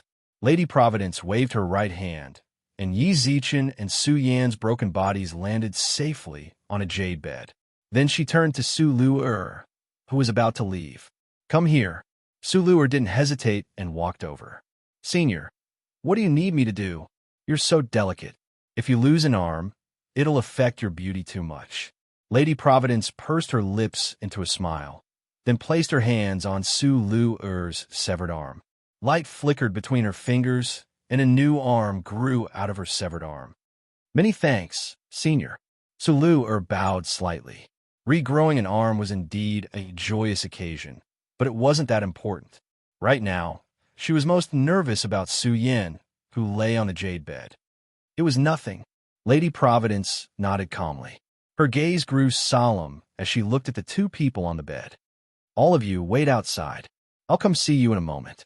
Once everyone left, Lady Providence furrowed her brows, then placed her fingers on Yi Zichen and Su Yan's foreheads. Shouting, that damned old dog. When she saw their condition, she couldn't help but roar inwardly. The heavenly lightning, just now, wasn't something a god could resist. Even a saint might be gravely injured or even killed by it. Fortunately, Su Yan had blocked one for Yi Zichen. Otherwise, Yi Zichen's soul would have been shattered to pieces. It seems I can't shake off this karma. With that, Lady Providence let out a long sigh. Suddenly, the secret area lit up with spiritual light. On the back mountain, the Buddha sat atop his lotus throne, his brows deeply furrowed. Given his status, he should have long since concealed his emotions, but now his expression was terrifyingly gloomy. Drip! As he knelt on the ground, Guli couldn't help but break out in a cold sweat. When the Buddha said those words, he felt as if he'd fallen into an abyss. His entire body trembled and trembled. Buddhist ancestor, I was just a little kid. I was blinded by lard before. I won't dare to do it again. Bang, bang, bang. Guli repeatedly cowed out. His forehead was stained with blood and the dust on the ground, making him look unbearably filthy. As long as the Buddha didn't speak, he wouldn't stop kowtowing. He was afraid of death, and he didn't want to die. Buddha, Buddha is merciful. Please spare this lowly one's life. Please save me. The crowd of immortals outside watched this scene coldly. If not for the fact that the ancestral Buddha had said that he was going to settle everything, these immortals might have already rushed up to tear him apart. There would have been no time for him to say all this. This was especially true for Fushi. His gaze was fixed on the zombie progenitor. The ancient ferocious beast Danglong had brought harm to the human world. At that time, he and Goddess Nviwa had let it go on account of their old friendship. Unexpectedly, after 10,000 years, it still didn't repent. Just like that, they couldn't let this ferocious beast go. Amitabha. The Buddha's gaze was unfathomable. He stared silently at the kneeling Guli for a long time. After a while, he sighed, shook his head, then sat down on his lotus throne and headed for the western heavens. The Buddha is... The surrounding immortals watched in confusion as the Buddha left. Didn't he just say he was going to condemn Guli? Why'd he leave? The North Pole Emperor hesitated for a moment, then landed beside the great strength Bodhisattva. Bodhisattva, great Emperor. They both bowed. What did the Buddha leave behind? Why did he sigh and return to the western heavens? What about those villains? The North Pole Emperor didn't understand. Amitabha, said the great strength Bodhisattva. Masthemaprapta Bodhisattva said, now that Lord Buddha has returned to the western paradise, this poor monk will naturally leave with Lord Buddha. Everyone, We shall meet again in the future. An auspicious cloud drifted down as the great strength Bodhisattva departed. Guli knelt on the ground, his thoughts racing. He naturally saw the Buddha depart. However, he didn't act rashly. A nobody like him couldn't fathom the Buddha's thoughts. Perhaps the Buddha's departure was just to test him? Guli knelt on the ground and didn't move in the slightest. Meanwhile, the surrounding immortals were utterly confused. What on earth was he trying to do? Was he just going to leave those villains here and leave without saying a word? Could it be that the Buddha wants us to deal with them on our own? The North Pole Emperor frowned inexplicably, then turned to Ksitigarbha. Bodhisattva, you're a Buddhist. Do you think? Amitabha. To everyone's surprise, Ksitigarbha merely chanted a few lines of Buddhist scripture, then left as well. The immortals were dumbfounded. This group of old monks was dumbfounded. Were they all just pretending to be mysterious and unfathomable? Fortunately, the North Pole Emperor was now the supreme ruler of the heavenly court. If it were the Jade Emperor from back then, he might have just fallen out with them and done things his way. Who cares if you're the Buddha or not? Brother Fushi, what do you think? It wasn't appropriate for the North Pole Emperor to focus on such a dire situation, so he leaned over to listen to Fushi's thoughts. The Buddha's departure left a mystery in our hearts. We can't say for sure what he's thinking, but these villains must be eliminated. But these few villains must be eliminated, according to my opinion. Fushi raised his saber to his neck. When the North Pole Emperor saw this, he couldn't help but nod. That's all we can do for now. What are they talking about? Guli knelt on the ground with his back to them, so he couldn't see their movements. All he could hear was their conversation. In truth, he was still confused. Was the Buddha testing him, or was he really going to hand him over to these immortals to deal with? He couldn't decide. Boom! At this moment, a chill that made his heart palpitate appeared on his back. Endure. Guli forcefully suppressed the urge to dodge. Right now, he was taking a gamble. He was betting that the Buddha would appear just as the attack was about to land. Furthermore, even if the Buddha didn't appear, this sort of attack wouldn't harm him in the slightest. When the time came, he confirmed that the Buddha wasn't testing him. Then he could move freely. Even though he was injured, these immortals couldn't do anything to him. Closer, closer, and closer. The purple mist was about to land on his back, but at that moment, Amitabha, golden light suddenly appeared in the void, and the purple light was also forcibly erased by this golden light. The Buddha, when they saw this, the North Pole Emperor and Fushi couldn't help but cry out in alarm. Hadn't that expert just returned to the Western Paradise? Why was he here now? Guli's heart finally calmed down. He couldn't help but smile. Chapter 810. Xiangyao Drama. Buddha, what is the meaning of this? The golden light of the Buddha erased his attack. It was obvious that he was trying to save the thief who was kneeling on the ground. He couldn't help but ask. The Fushi beside him was the same, and the rest of the immortals were even more puzzled. Why did Buddha want to save this thief? Amitabha.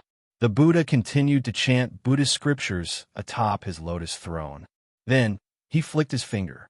Guli, who'd been kneeling on the ground, and the zombie progenitors lying by his side, landed beside his throne. Buddha is merciful. This child's heart is evil, but he has the intention to repent. I am willing to help him once. Buddhist ancestor, this brat is extremely cunning. You mustn't believe him. Emperor Ziwei warned with a frown. There's no need to say anything else. I've already made up my mind. The Buddha's answer left no room for doubt. The North Pole Emperor sighed hatefully, then heard Fushi say, I wonder if the Buddha would leave the vicious beast for me.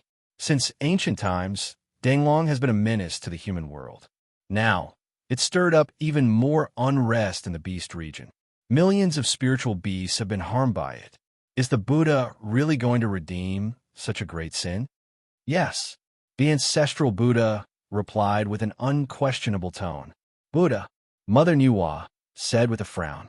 The Buddhist ancestor glanced at them indifferently and said, All of you, disperse. I will bring these people back to the Western Paradise to chant sutras for 30 years to cleanse their sins. Only saints can err. The sea of bitterness knows no bounds. Repent, and you'll be saved. Since they have the heart to repent, I will naturally help them. With that, the ancestral Buddha disappeared from the void. Why did the Buddha believe them? The North Pole Emperor clenched his fists in fury. Even he could sense that Gu Li had no intention of repentance. Why did the Buddha believe him? It was the same for Fuxi and Yuhua. This was the best time to get rid of Qi, but everyone. About 15 minutes after the Gautama Buddha left, the Mahastemaprapta Bodhisattva arrived from the void on a cloud. Bodhisattva. The immortals bowed slightly to him. The North Pole Emperor frowned and questioned him. Bodhisattva, you mustn't let Buddha believe them. Those scoundrels have already made up their minds. They definitely won't repent. Great Emperor, please calm down. Mahastemaprapta Bodhisattva raised his hand, signaling for Great Emperor to calm down. He smiled and said, Buddha already has a plan in mind. Emperor Zhuwei and the others frowned. Then what deep meaning does the Buddha have? The ancestral Buddha has left a message. In less than a month's time, it will be the selection for the struggle for the supremacy of the three realms. He hopes that everyone will return and prepare well. Then you said, Fuxi suddenly thought of something. Previously, Buddha had said that he wanted them to stay in the Buddhist domain to be vegetarian and recite Buddhist scriptures for 30 years. Could it be that Buddha was afraid that they would cause trouble during the struggle for supremacy? But that wasn't right either. If he was worried, he could just kill them. Even if the people of the Buddhist domain didn't like killing, those people were all evil people. Then why did the ancestral Buddha bring that beast along? Nuwa asked. This Buddha naturally has his own deeper meaning. Everyone, don't try to figure it out. Everyone just needs to prepare for the competition. Buddha has said that this competition will not be too peaceful. The great strength Bodhisattva smiled faintly and said to Fuxi, Great Emperor Fuxi, before Buddha left, he asked me to follow you to the immortal domain to meet Great Emperor Xiao Hao. Please lead the way for me. Bodhisattva, please. All right. Mahastemaprapta Bodhisattva, who was about to leave, said, There's still many injured in the beast region. I'll have to trouble everyone from the heavenly court and the underworld. As soon as he finished speaking, he nodded at Fuxi and left on a cloud. This Buddha, Emperor Zhuwei's mind raced as he tried to figure out what the Buddhist ancestor might be planning. However, just as Mahastemaprapta Bodhisattva had said, the Buddha's thoughts were truly not something they could fathom. Even with Emperor Zhuwei's cultivation base, he couldn't think of a reason for this. Stay here and help rebuild the beast region. The Buddha said that we need to make preparations for the struggle for the three realms, so I'll head back to the heavenly court in advance to prepare. Farewell, Celestial Emperor. Within the nine-tailed fox clan's secret land, multicolored light flowed through the secret land, swirling around Yi Zichen's body. Lady Providence's hand, which had been drawing a seal on Yi Zichen's forehead the entire time, left. She soared into the sky. Done. Accompanied by a delicate cry, the soul talisman also disappeared into the space between her brows. Drenched in sweat, Lady Providence descended from the sky. She looked exhausted as she let out a light sigh. At that moment, Su Yan's complexion was already rosy. However, if one paid close attention, they would notice that her breathing and Yi Zichen's were completely natural. Spiritual energy continuously flowed around them, as if they were forming a yin and yang spiritual formation. This can be considered your great fortune. You've been with me for 9 lifetimes, and I'm willing to bestow this fortune upon you. Your lifelines are now intertwined. As long as you don't. Halfway through her sentence, Lady Providence's heart suddenly trembled. She hurriedly formed a series of hand seals. After a while, she stopped and looked at the two of them snuggling up against each other. So melodramatic. Is this a Qiangyao drama? By now, Lady Providence didn't look the slightest bit like a deity. She stared wide-eyed at the two of them and couldn't help but sigh in amazement. Not long after, she shrugged her shoulders and said indifferently, What does that have to do with me? I've done everything I can. Even if I go back, my close friends can't say anything about it. Lady Providence looked on in amusement for a while longer, then turned into a puff of smoke and disappeared from the secret land. The women who'd left the secret land hadn't left. They simply stood guard outside. Xia Kiki paced back and forth, fiddling with her fingers and muttering to herself from time to time. Big Brother Zichin, please don't let anything happen to you. Xiao Yumei and Chong Yi, on the other hand, were much steadier. They simply stood there without saying a word, but they couldn't help but glance at each other. When their gazes crossed, they looked away. Before long, their gazes crossed again. Among them, Su Luer was the most obedient. She just sat there, resting her chin on her hand. However, she wasn't as panicked as she'd been at first. When Lady Providence regrew her arm, she was certain that this expert would definitely be able to save Su Yin. Of course, she could only hope and believe that Lady Providence could. Big Sister Yumei, Big Sister Chong, can you stop sneaking glances? If you want to look at each other, then look openly. When Xiao Yumei and Chong Yi's gazes crossed again, Xia Kiki couldn't help but speak up. If you're comparing, then let me give you a review. Both of you are exceptionally beautiful, but you're still a bit lacking compared to me. Xia Kiki tilted her delicate chin up proudly. Xiao Yumei and Chong Yi couldn't help but smile. But why do you two look so alike? Xia Kiki muttered. Keek's right. You two really do look alike. Not only do you look alike, but your auras are also somewhat different, but you two give off a very similar feeling. Su Luer couldn't help but shake her head. That's really strange. At that moment, a soft laugh rang out from the entrance of the secret land. Chapter 811. Gift of Treasure Senior. Big Sister. Big Sister. The people outside the hidden land practically all rushed forward to greet her. Lady Providence was still dressed in her plain dress.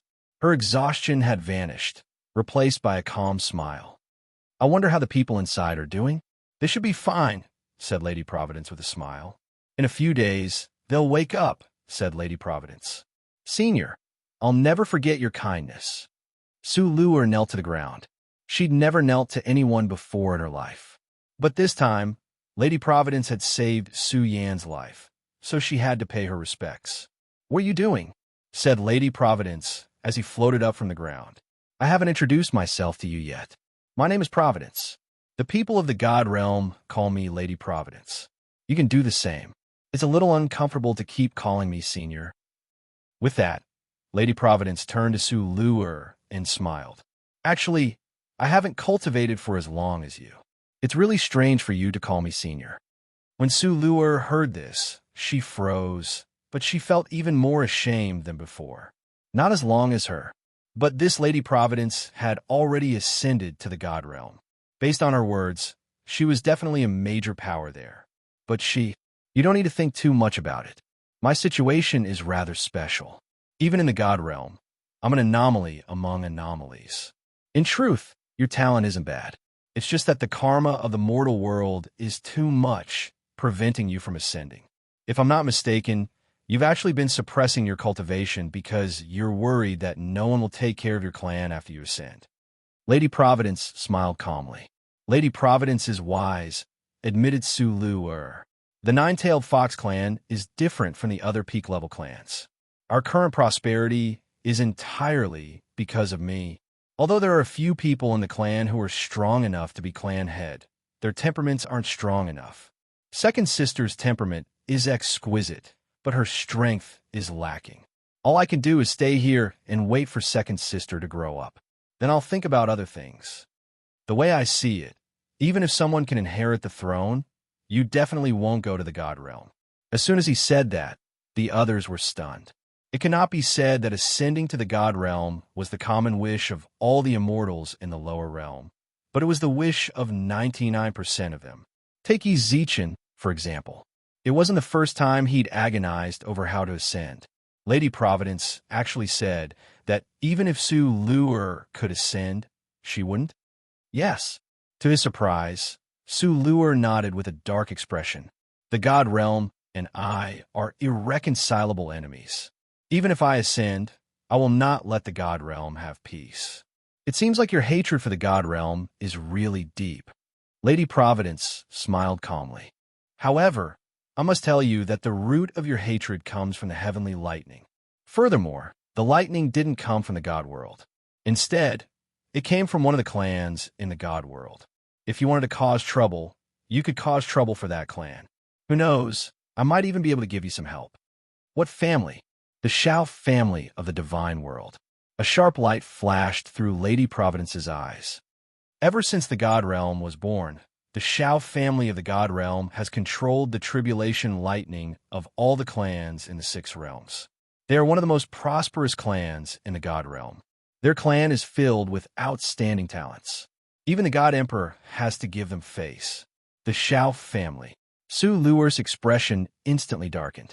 Despite herself, the images of the heavenly lightning flashed through her mind. You don't need to worry too much about it right now, said Lady Providence. In your current state, you're like an ant trying to shake a tree. Any direct descendant of their clan can suppress you. In the end, you're still too weak, said Lady Providence. Then turned her gaze back to Xiao Yumei and Chong. That's why I asked you two to come with me. Xiao Yumei and Chong. They looked at each other, their eyes filled with indescribable confusion. Xia Kiki, who'd been silent all this time, blinked and fiddled with her fingers. The Xiao family, Xiao Yumei. Is Big Sister Yumei related to the Xiao family? But Big Sister Chong Yi, isn't her surname Chong? Actually, my real name isn't Chong Yi, but honey. It's just that during the Western Han Dynasty, I changed my name to Chong Yi to avoid the taboo of Emperor One of Han, Lu Hong. But no matter what, my daughter has nothing to do with the Xiao family, said Chong Yi gently. Don't make wild guesses. I never said the two of you had anything to do with the Xiao family. Lady Providence smiled calmly, then reached out and tousled Xia Kik's hair. Little girl, don't keep making wild guesses. Look at you. You made me forget everything I wanted to say. Then I'll take my time to think about it, said Xia Kiki with a silly grin. Xia Kiki grinned foolishly. When Lady Providence saw her smile, she couldn't help but reveal a doting expression. Only a big sister would look at a little sister, or a parent would look at their child with a doting gaze. Furthermore, this sort of doting was something that only happened after a long period of contact. If it weren't for the fact that Lady Providence often looked at Su Zhu like that, she wouldn't have noticed. But Lady Providence and Xia Kiki had only just gotten to know each other. She shouldn't be looking at her like that. Xia Kiki enjoyed being patted on the head. At that moment, Lady Providence snapped her fingers, and a tear appeared in the space in front of her. Everyone around her instinctively took a step back. The tear in space had a suction force. If they were sucked in, even if they had 1,000 lives, they still wouldn't be able to survive. But the tear in space didn't tear at all. When everyone looked closely, they saw that it was like a treasure trove, filled with a dazzling array of treasures. Hiss! Su Lu and Chong, he couldn't help but gasp. Compared to the treasures of the nine-tailed fox clan or the heavenly court. No, they couldn't compare at all. Wow, it's so beautiful. Xia Kiki giggled and clapped her hands, her eyes shining. The dragon clan loved to collect rare and precious treasures the most. Among them, they were especially fond of gems and gold. The treasures in the tear were enough to make one's heart tremble. Gems were piled into mountains. I really like you, little girl, so I'll give you a treasure here, said Lady Providence with a smile. These are all the rare treasures I've collected over the years. There's no lack of divine artifacts on the God Realm's ranking. As for what you choose, it'll depend on your luck. To tell the truth, even Su Lu was a bit envious. Given her experience, she'd already seen quite a few treasures that could allow her to dominate the 3 lower realms. It was impossible to say that she wasn't tempted, but since Lady Providence only wanted to give Xia Kiki, there was nothing she could do. Just as Su Lu was hoping that Xia Kiki would get a treasure, she turned to look at her. She clutched a gem in her hand, her eyes shining. Chapter 8:12. Regaining her godhead, sparkling. It was just as Su Lu thought.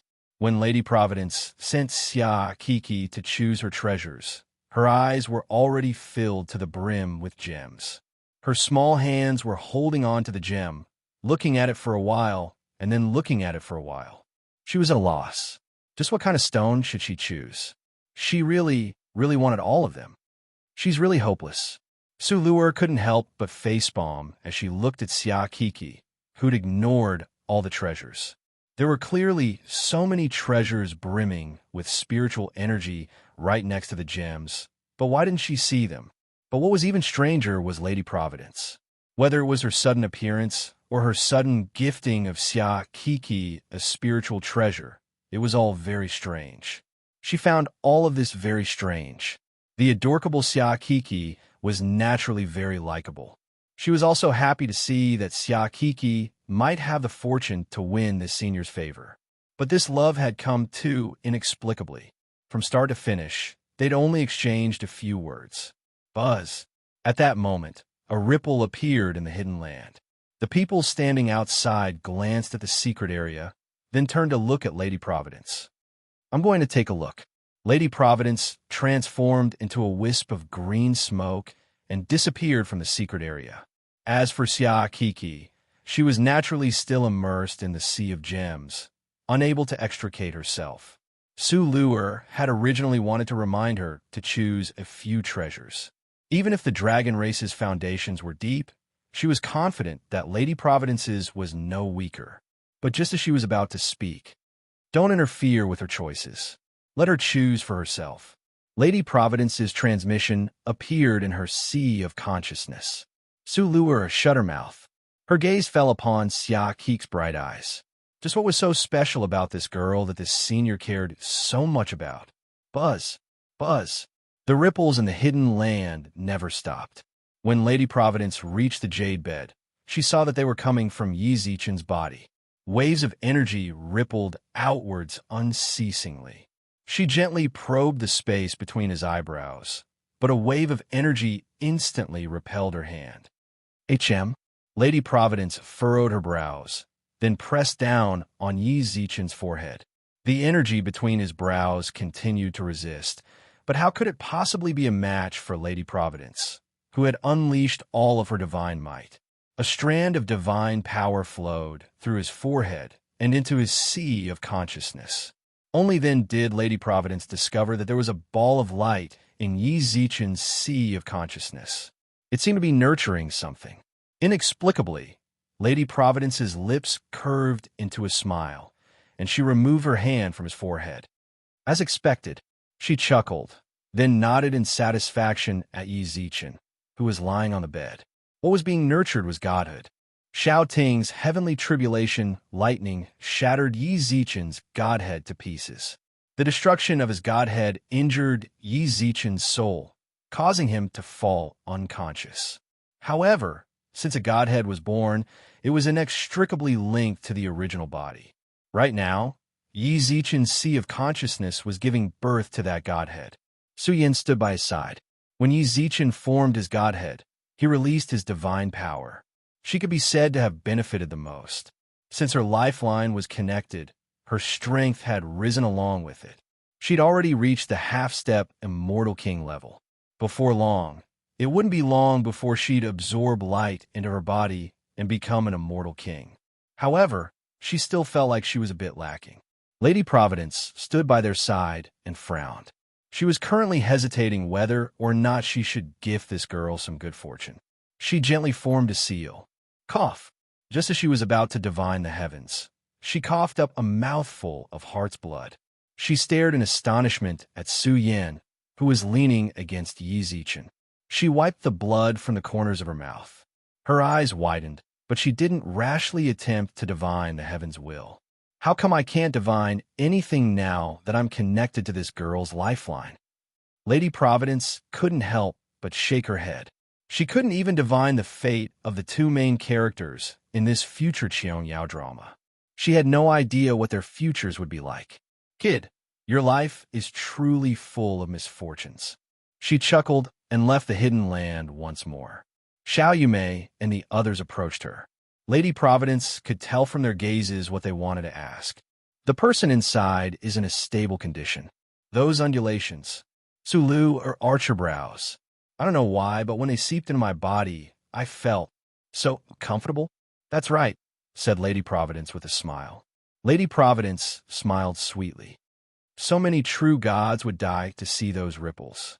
If you hold your breath and focus on cultivating for a few days, you might even break through your shackles. Fox Clan Head, I won't mention it. When you're ready to let go of your clan and let go of your karma, you'll ascend to the God realm for sure. When that time comes, all you have to do is find me in the profound palace. I'll make arrangements for you. With that, she turned to Xiao Yumei and Chong Yi and smiled. But I do want to warn you too. Yi Zichen is currently condensing his godhead, and what he's releasing is divine power. If you too absorb it, you might be able to recall your past. Lady Providence, what do you mean by that? Asked Chong Yi in confusion. I do have some intentions, but I can't reveal the secrets of heaven. Let me ask you something. Your path of cultivation has been very smooth. From body tempering to sky immortal, you've never encountered any bottlenecks. Even without the dragon's vein, you still reach the immortal king stage. Am I right? You're right, Lady Providence. But during this past year, your cultivation has stagnated. No, you've regressed instead of advancing. Am I right? Yes. Chong, he was taken aback. She said, Goddess, do you know why? I've been cultivating diligently recently. The three realms are supported by the ley line. Everyone's cultivation speed increases exponentially, but my cultivation has regressed even more. At first, I thought it was because of the Queen Mother's pills, so I asked her. But the Queen Mother told you it wasn't because of the pills, right? No matter how powerful her pills are, they can't create an immortal king in a dozen years. Nor can they turn you back into a sky immortal after 10,000 years.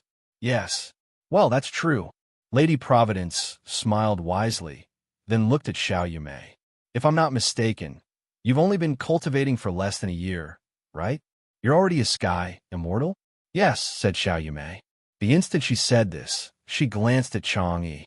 Only then did she realize that Chong Yi was looking at her as well. Lady Providence merely smiled calmly, but didn't say anything to the two of them. Instead, she turned to Xia Kiki and spoke. Little girl, have you made your choice? I've made my choice. Chapter 813. The turning point of fate. The exquisite silver bell landed in Xia Kiki's palm.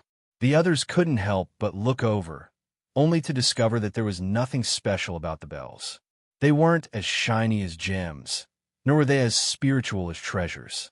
From its plain appearance, it seemed to be nothing more than an ordinary string of bells. You've chosen.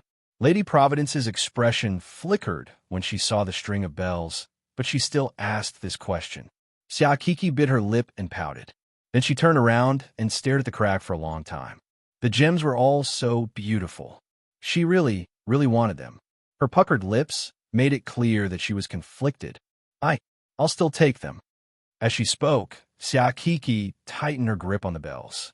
When the others heard this, they couldn't help but stare blankly. To tell the truth, even Xiao Yumei could tell that the value of the bells couldn't compare to the mountain of gems. As for the treasures, they couldn't compare at all. However, even after Lady Providence had asked, she'd insisted on keeping the bells. The others couldn't help but wonder if there was something special about the bells that attracted Xia Kiki. Hearing Xia Kiki's affirmation, Lady Providence nodded and smiled. She didn't ask any more questions, but closed the crack. Xia Kiki watched pitifully as the crack grew smaller and smaller, until the gems disappeared from her sight. Actually, these bells are actually quite important to me. When I got them, I was still a child and hadn't taken human form yet, said Lady Providence with a smile. When Lady Providence saw their expressions, she couldn't help but laugh. That's right, I'm actually a Yao too. That's right. Actually, I'm also a demon. It's actually related to you. Me, Su Lu, or Archer Brows. My true form is that of fox, but I'm just an ordinary fox Yao. I can't compare to you nine-tailed foxes, which are primordial divine beasts. For tens of thousands of years, there hasn't been a single beast in my clan that has taken human form. Being able to live until the end of our lives is already a blessing. Most of us were captured by hunters and became the pets of wealthy merchants, or stripped of our fur to become decorations for noble young ladies. Some humans really do deserve to be executed, said Su Lu viciously. The weak are prey to the strong. There's nothing to be resentful about. At that time, our race was weak. Not to mention, our race couldn't even be considered a demon race. At most, we were wild beasts. Our fate was to be bullied and humiliated by mortals. As she spoke, Lady Providence's expression was calm and tranquil. Wild beasts eat man, and man eats wild beasts. The cycle of the heavenly Tao was normal. Take your nine-tailed fox clan, for example. Don't tell me you're vegetarian every day. Wild beasts and demonic beasts are separated by a single word, but the difference is 10,000 miles. Demonic beasts and spirit beasts differed by just one word, but they were also thousands of miles apart. Some races were born to be hunted, cooked, and played by humans or demons. This was their fate, but I don't believe in fate. When Lady Providence said those last words, her body involuntarily emanated a majestic aura. She was no longer the weak fox demon for back then. She was the supervisor of the Six Realms Inspection Division. She had the power to decide the life and death of billions of people. She was supreme, and because of her existence, her race lived well in the God realm. Even if they were the most ordinary of fox demons, they would still have to be courteous to her clansmen in the God realm, because she was the God realm's Lady Providence. She was the God Emperor's favorite. Whether it was the God realm, the Yao realm, or the demon realm, all of them had to treat her with caution. Her appearance had elevated her once weak race. Her race was no longer an ordinary race of demonic beasts, but a race of holy beasts. In the Yao realm, they had a transcendent status. They were practically on par with the primordial holy beasts. However, I actually have to rely on a benefactor to be able to achieve what I have today. If it weren't for my mediocre fox body, even if I didn't believe in fate, I'd still be nothing more than a joke. And that expert is the owner of the string of bells. It was also her appearance that changed my originally mediocre life. Lady Providence gazed at the bells in Xia Keek's hands, her expression one of nostalgia. Back then, in order to escape the human's pursuit. Russell, where did that little fox run off to? Everyone looked carefully. This little bastard bit our princess. If you let that little fox get away, you'll all be waiting for your heads to fall off. A piercing cry rang out from the forest. Dozens of green-robed bailiffs with arrow baskets on their backs carefully paced through the forest, their eyes constantly scanning their surroundings. They were chasing a fox, and the princess had specifically asked for that fox. Their princess was deeply loved by the emperor, but her temperament was rather tyrannical. If they let the fox get away, it might really be just as the maidservant had said. They'd all be separated from their heads. For the sake of their lives, they had to search for the little fox with all their might. At this time, in the bushes between the trees, a little fox that was about 30 centimeters long was shivering and hiding inside. Its snow-white fur was stained with blood, and its red eyes flickered with terror. Its tiny body was covered by the weeds as it trembled. It was terrified. In the past, many of its uncles and aunts had been captured by these people. The elders of its clan had told it to run if it saw people dressed like this. If it fell into their hands, its life would be ruined. It had always remembered these words, until today. It had met this group of people. A beautiful woman wanted to capture it, but it refused to comply and bit the woman. The woman screamed crazily and ran away, but the green-robed bailiffs shot it in the leg. It couldn't run anymore. There's blood here. Someone suddenly shouted from among the bailiffs in the forest, and the surrounding bailiffs all ran over. One of the older bailiffs squatted down and wiped the blood on the ground with his hand. He took a look and sniffed. The blood is still very fresh. That little fox definitely couldn't have gotten far after being shot by our arrows. It should be hiding in the bushes nearby. Stay alert and don't let it get away. Yes. The bailiffs responded and carefully searched the surrounding bushes. As their footsteps got closer, the little fox hiding in the bushes became more and more afraid. Over here, the bailiffs found the hiding bush. The bailiffs called out to the surrounding people. When the little fox saw them, it ran for its life. Knock the arrows. As the older bailiffs spoke, the surrounding young bailiffs knocked arrows on their bows.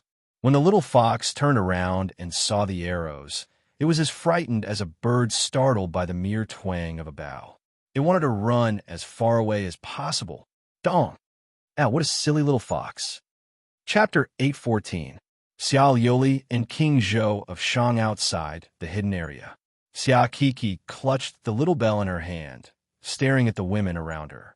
Ever since Lady Providence said that she'd been hunted by the humans, she'd stopped talking. They wanted to hear more stories, but there was no story to listen to. Lady Providence seemed to be immersed in the past, the scenes playing out in her mind. Little fox, when you run, you have to watch where you're going. Does it hurt? The person the fox had bumped into smiled and squatted down. She wore a pink dress and had a baby face. She gently patted the fox's head with her soft, white hands. At that moment, the woman saw the bloodstains on its legs. You're hurt.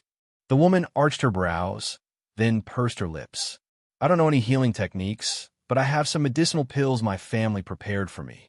She reached into her robes, took out a deep blue pearl, and stuffed it into the fox's mouth. In truth, it wasn't exactly stuffed. As soon as the pill touched the fox's mouth, it transformed into a strand of spiritual energy and entered its mouth. I used to be so restless at home. This time, the clan sent me out to train, but they were afraid I'd get hurt, so they prepared these pills for me. Let me tell you, these pills are really effective. Before long, your wounds will be healed. The fox felt all its pores open up, and its injured leg was completely healed. The fox was filled with gratitude, but it couldn't speak. It could only rub its head against the woman's hand as a gesture of goodwill. Hee hee, you're all healed, aren't you? That's great. I still have to go train, so I can't stay here and play with you. The woman waved at it, then turned to leave. However, the fox followed closely behind. Why are you still following me? I'm going to train and slay demons. It's dangerous for you to follow me. Before she'd even finished speaking, the bailiff chasing after the fox caught up to her. He knocked his bow and shot an arrow. Swish, swish, swish. Several arrows tore through the air, and the fox chirped. The woman furrowed her brows. When the arrow was half a meter away from her, it suddenly fell to the ground. When the bailiff saw this, their hearts trembled and they looked at each other. Are they chasing you? The woman ignored the bailiffs and pouted at the little fox on the ground. Hey, woman, if you don't want to die, get out of the way. That little fox bit the hand of my princess, who is a favorite of King Zhou. The sharp-tongued servant girl spoke at this moment. There was a carriage behind her, and the princess she spoke of must be in the carriage. King Zhou was a fatuous ruler who brought disaster to the common people. The reason I came down here to train is to cause trouble for him. If you know what's good for you, get the hell out of here and tell King Zhou of Shang to come see me. The woman cursed sharply, then hugged the little fox in her arms. This little fox is fated with me. If any of you dare to hurt it, what did you say just now? That's right, I remember now.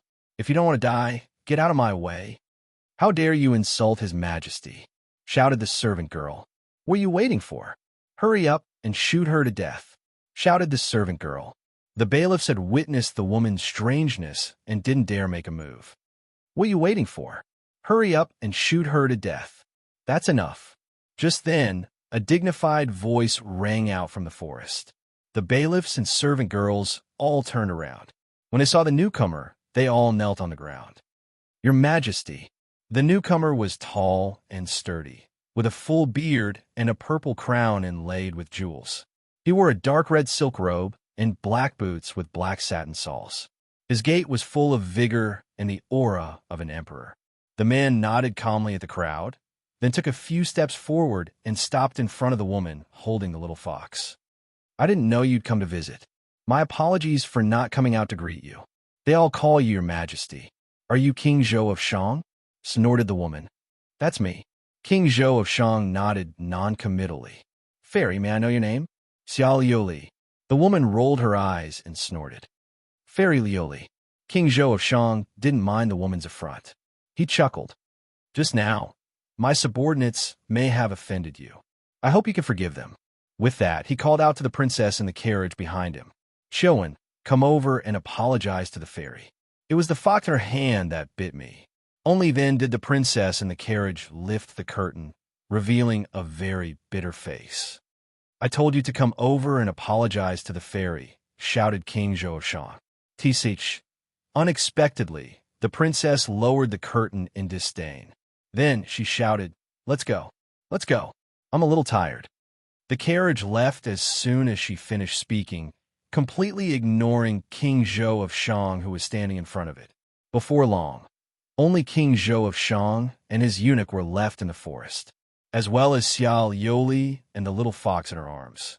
King Zhou of Shang's expression was somewhat unsightly. After a long while, he composed himself and smiled apologetically at Xiao Yoli. "I made a fool of myself." From start to finish, King Zhou of Shang had been humble and courteous, completely at odds with the rumors of him being muddle-headed and tyrannical. Xiao Yuli looked at King Zhou of Shang in bewilderment. She couldn't help but ask, "You're not like the rumors. What do they think of me?" "They're most likely muddle-headed and tyrannical, tormenting the masses." King Zhou of Shang's face was filled with bitterness and sorrow. "Yes," said Xiao Yuli. "Rumors spread, coupled with the ignorance of the common people. So this is my image. But they have no idea what I've been through. But they can't be blamed. During my reign, the people have suffered, and calamities have plagued me. They don't know who to blame, but they blame me. That's understandable. I'm willing to bear this infamy, but the Shang dynasty will be destroyed in my hands. Time and fate." King Zhou of Shang's expression was sorrowful. The eunuch by his side was agitated when he saw this. "Your Majesty, this isn't your fault at all. The court is in chaos, and the ministers have formed their own cliques. The ministers outside have ignored you, Your Majesty. Your power is now a figurehead. No matter how many strategies you have, you can't use them. All you can say is that the heavenly Tao is unfair. Forget it." King Zhou of Shang let out a long sigh, his eyes filled with the vicissitudes of life. He cupped his hands at Xiao Yoli, then silently left. Standing behind him, Xiao Yoli frowned and called out to him. Chapter 8:15. Chapter 8:15. The origin of the bell. The sun and moon changed, and spring passed, and autumn came. In the blink of an eye, more than 3 years had passed. Within a beautiful courtyard, Xiao Yuli sat in front of a stone table in a purple dress. She rested her chin on her hand and looked at the pleasant scenery, but her expression was tinged with worry. "Big sister, I've transformed." A tender chuckle suddenly rang out in the courtyard. Xiao Yuli raised her head and saw a budding young lady running over barefoot. She was also wearing a purple dress. The girl's face brimmed with undisguisable joy, and Xiao Yuli also smiled. The little fox has finally transformed. This girl was the little fox that Xiao Yuli had saved back then, and she'd been by her side for the past 3 years. Given her talent, transforming into a human would have been as difficult as ascending to the heavens. But with the first daughter of the Dragon Clan's pills and cultivation methods, she'd been able to take this step. "I kowtow and thanks for giving me a new lease of life, big sister." The girl suddenly knelt on the ground and bowed deeply. Xiao Yuli smiled and helped her up, then reached out to rub her head. "This is your good fortune. It doesn't have much to do with me." "No, if it weren't for you, big sister, I might have already become a pet of those rich merchants." The girl shook her head. She was grateful. If Xiao Yuli hadn't appeared that day, she wouldn't even dare think about her future. Xiao Yuli smiled, but said nothing. The little fox sat by her side and blinked. Seeing the worry on her face, she couldn't help but speak. "Big sister, is there something on your mind?" "Yes." 3 years in a mortal world had made Xiao Yuli much more reserved. In the little fox's impression, ever since she'd come to King Zhou of Shang's palace, her smile had become more and more infrequent. "Big sister, are you worried about King Zhou?" "Yes." Xiao Yuli nodded noncommittally. For the past 3 years, she'd adhered to her original plan and secretly observed King Zhou, who was rumored to be muddle-headed and tyrannical, to see what he was up to. But as time went on, she discovered he wasn't as muddle-headed and tyrannical as the outside world said. He had the talent to rule the country and great ambitions. Unfortunately, the imperial court was filled with various factions and sycophantic officials. He had fists and legs, but he couldn't use them. In the past few years, King Zhou of Shang had come to her house more than once to pour out his grievances. She learned more and more about King Zhou of Shang's difficulties. Gradually, he became disheartened. alcohol addiction, muddle-headed. All the state affairs were handed over to the state preceptor to handle, and his temperament also became depraved. As she thought of all of this, Xiao Liuli's face became haggard. She wanted to help him change everything, but she didn't know where to start. Sister, the little fox murmured softly. Then, her small eyes rolled around twice before she smiled and said, Elder sister, think of a name for me. How about I follow elder sister's surname, Xia? That's right. I haven't given you a name yet. Xiao Liuli pursed her lips and smiled. She rested her chin on her hand and looked at the little fox. You don't need to have the same surname as me. What is your clan's ancestral surname? Oh, the girl tapped her pink lips with her finger. I seem to have heard from the elders in the clan that our ancestor's surname is Xian. Xian. Xiao Liuli narrowed her eyes. Then you'll be called Xianji. Xianji. Xianji can see through the mysteries of the heavens. I think that's a good name. All right, then I'll listen to elder sister, the girl giggled. Tap, tap, tap. Footsteps appeared outside the courtyard. Before long, Xiao Liuli saw a woman with a graceful figure and an enchanting expression appear in her courtyard. Lady Daji. Xiao Liuli bowed slightly toward her. The woman reached out and lifted her up. You and I can just call each other sisters. There's no need for such formalities. Then why did elder sister come here? I'm here to tell you to leave the palace as soon as possible, Daji said impatiently. King Wu of Zhou's men have already fought their way to the capital. King Zhou told me to tell you to leave this place as soon as possible. Then King Zhou and elder sister. King Zhou doesn't want to run either.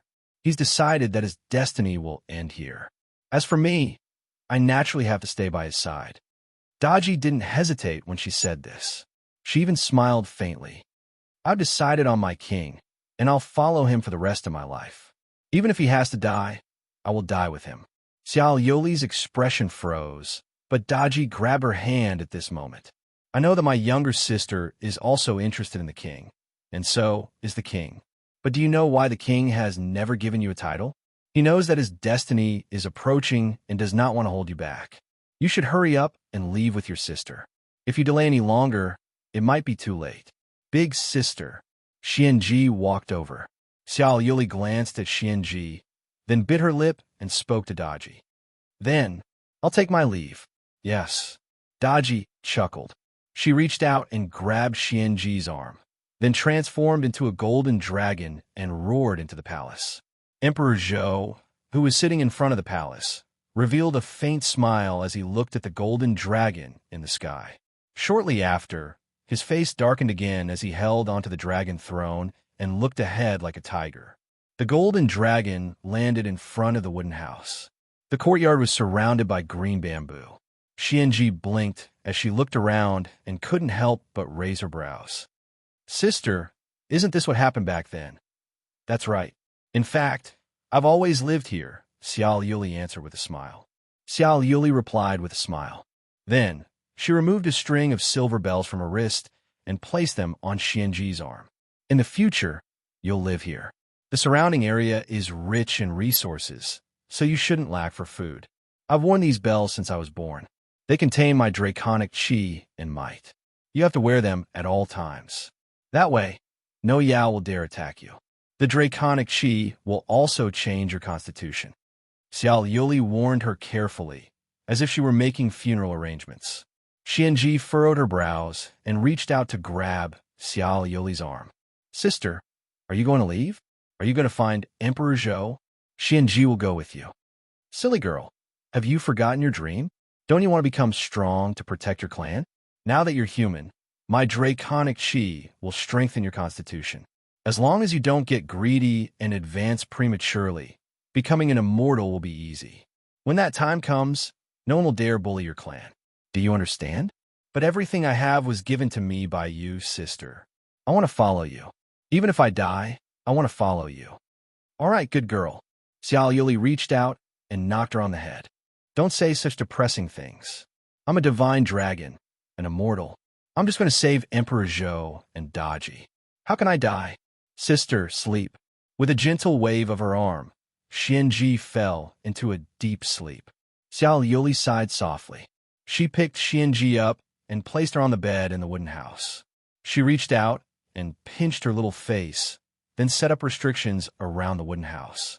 After confirming that there were no mistakes, Xiao Yuli let out a long sigh and looked at the Shang dynasty's capital. Chapter 816.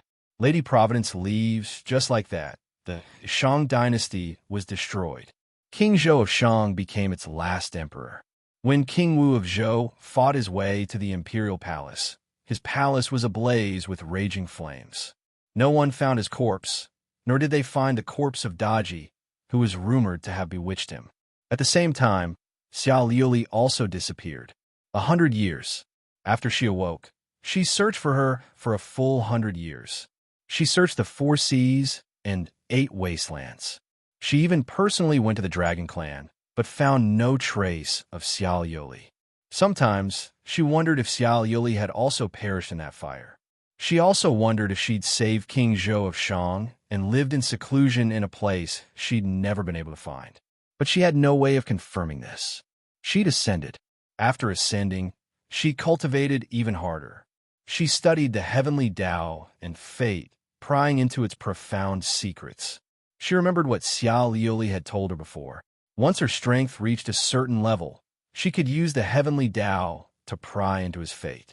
During this time, the only thing by her side was the string of bells. Big sister, big sister. Outside the secret land, Xia Kiki couldn't help but reach out and touch Lady Providence's shoulder. It was already dark, but after all this time, Lady Providence hadn't said a single word. Xia Kiki's touch startled Lady Providence awake. Especially when she saw Xia Kiki's face, it was as if that memory had just happened yesterday. Big sister, you're finally awake. You haven't said anything for so long. I thought something had happened to you. Xia Kiki giggled, then handed the bells back to her. Just now, you said these bells were very important to me. In that case, I'll return them to you. But can you let me pick out a shiny stone? When Xia Kiki had chosen the bells, she'd only felt that they had a strange effect on her. But as Lady Providence sat in silence for half a day, her mind replayed the mountainous pile of gems. The more she thought about it, the more she felt it wasn't worth it. She wanted to return the bells and choose again. Do you regret it? Lady Providence pursed her lips and smiled.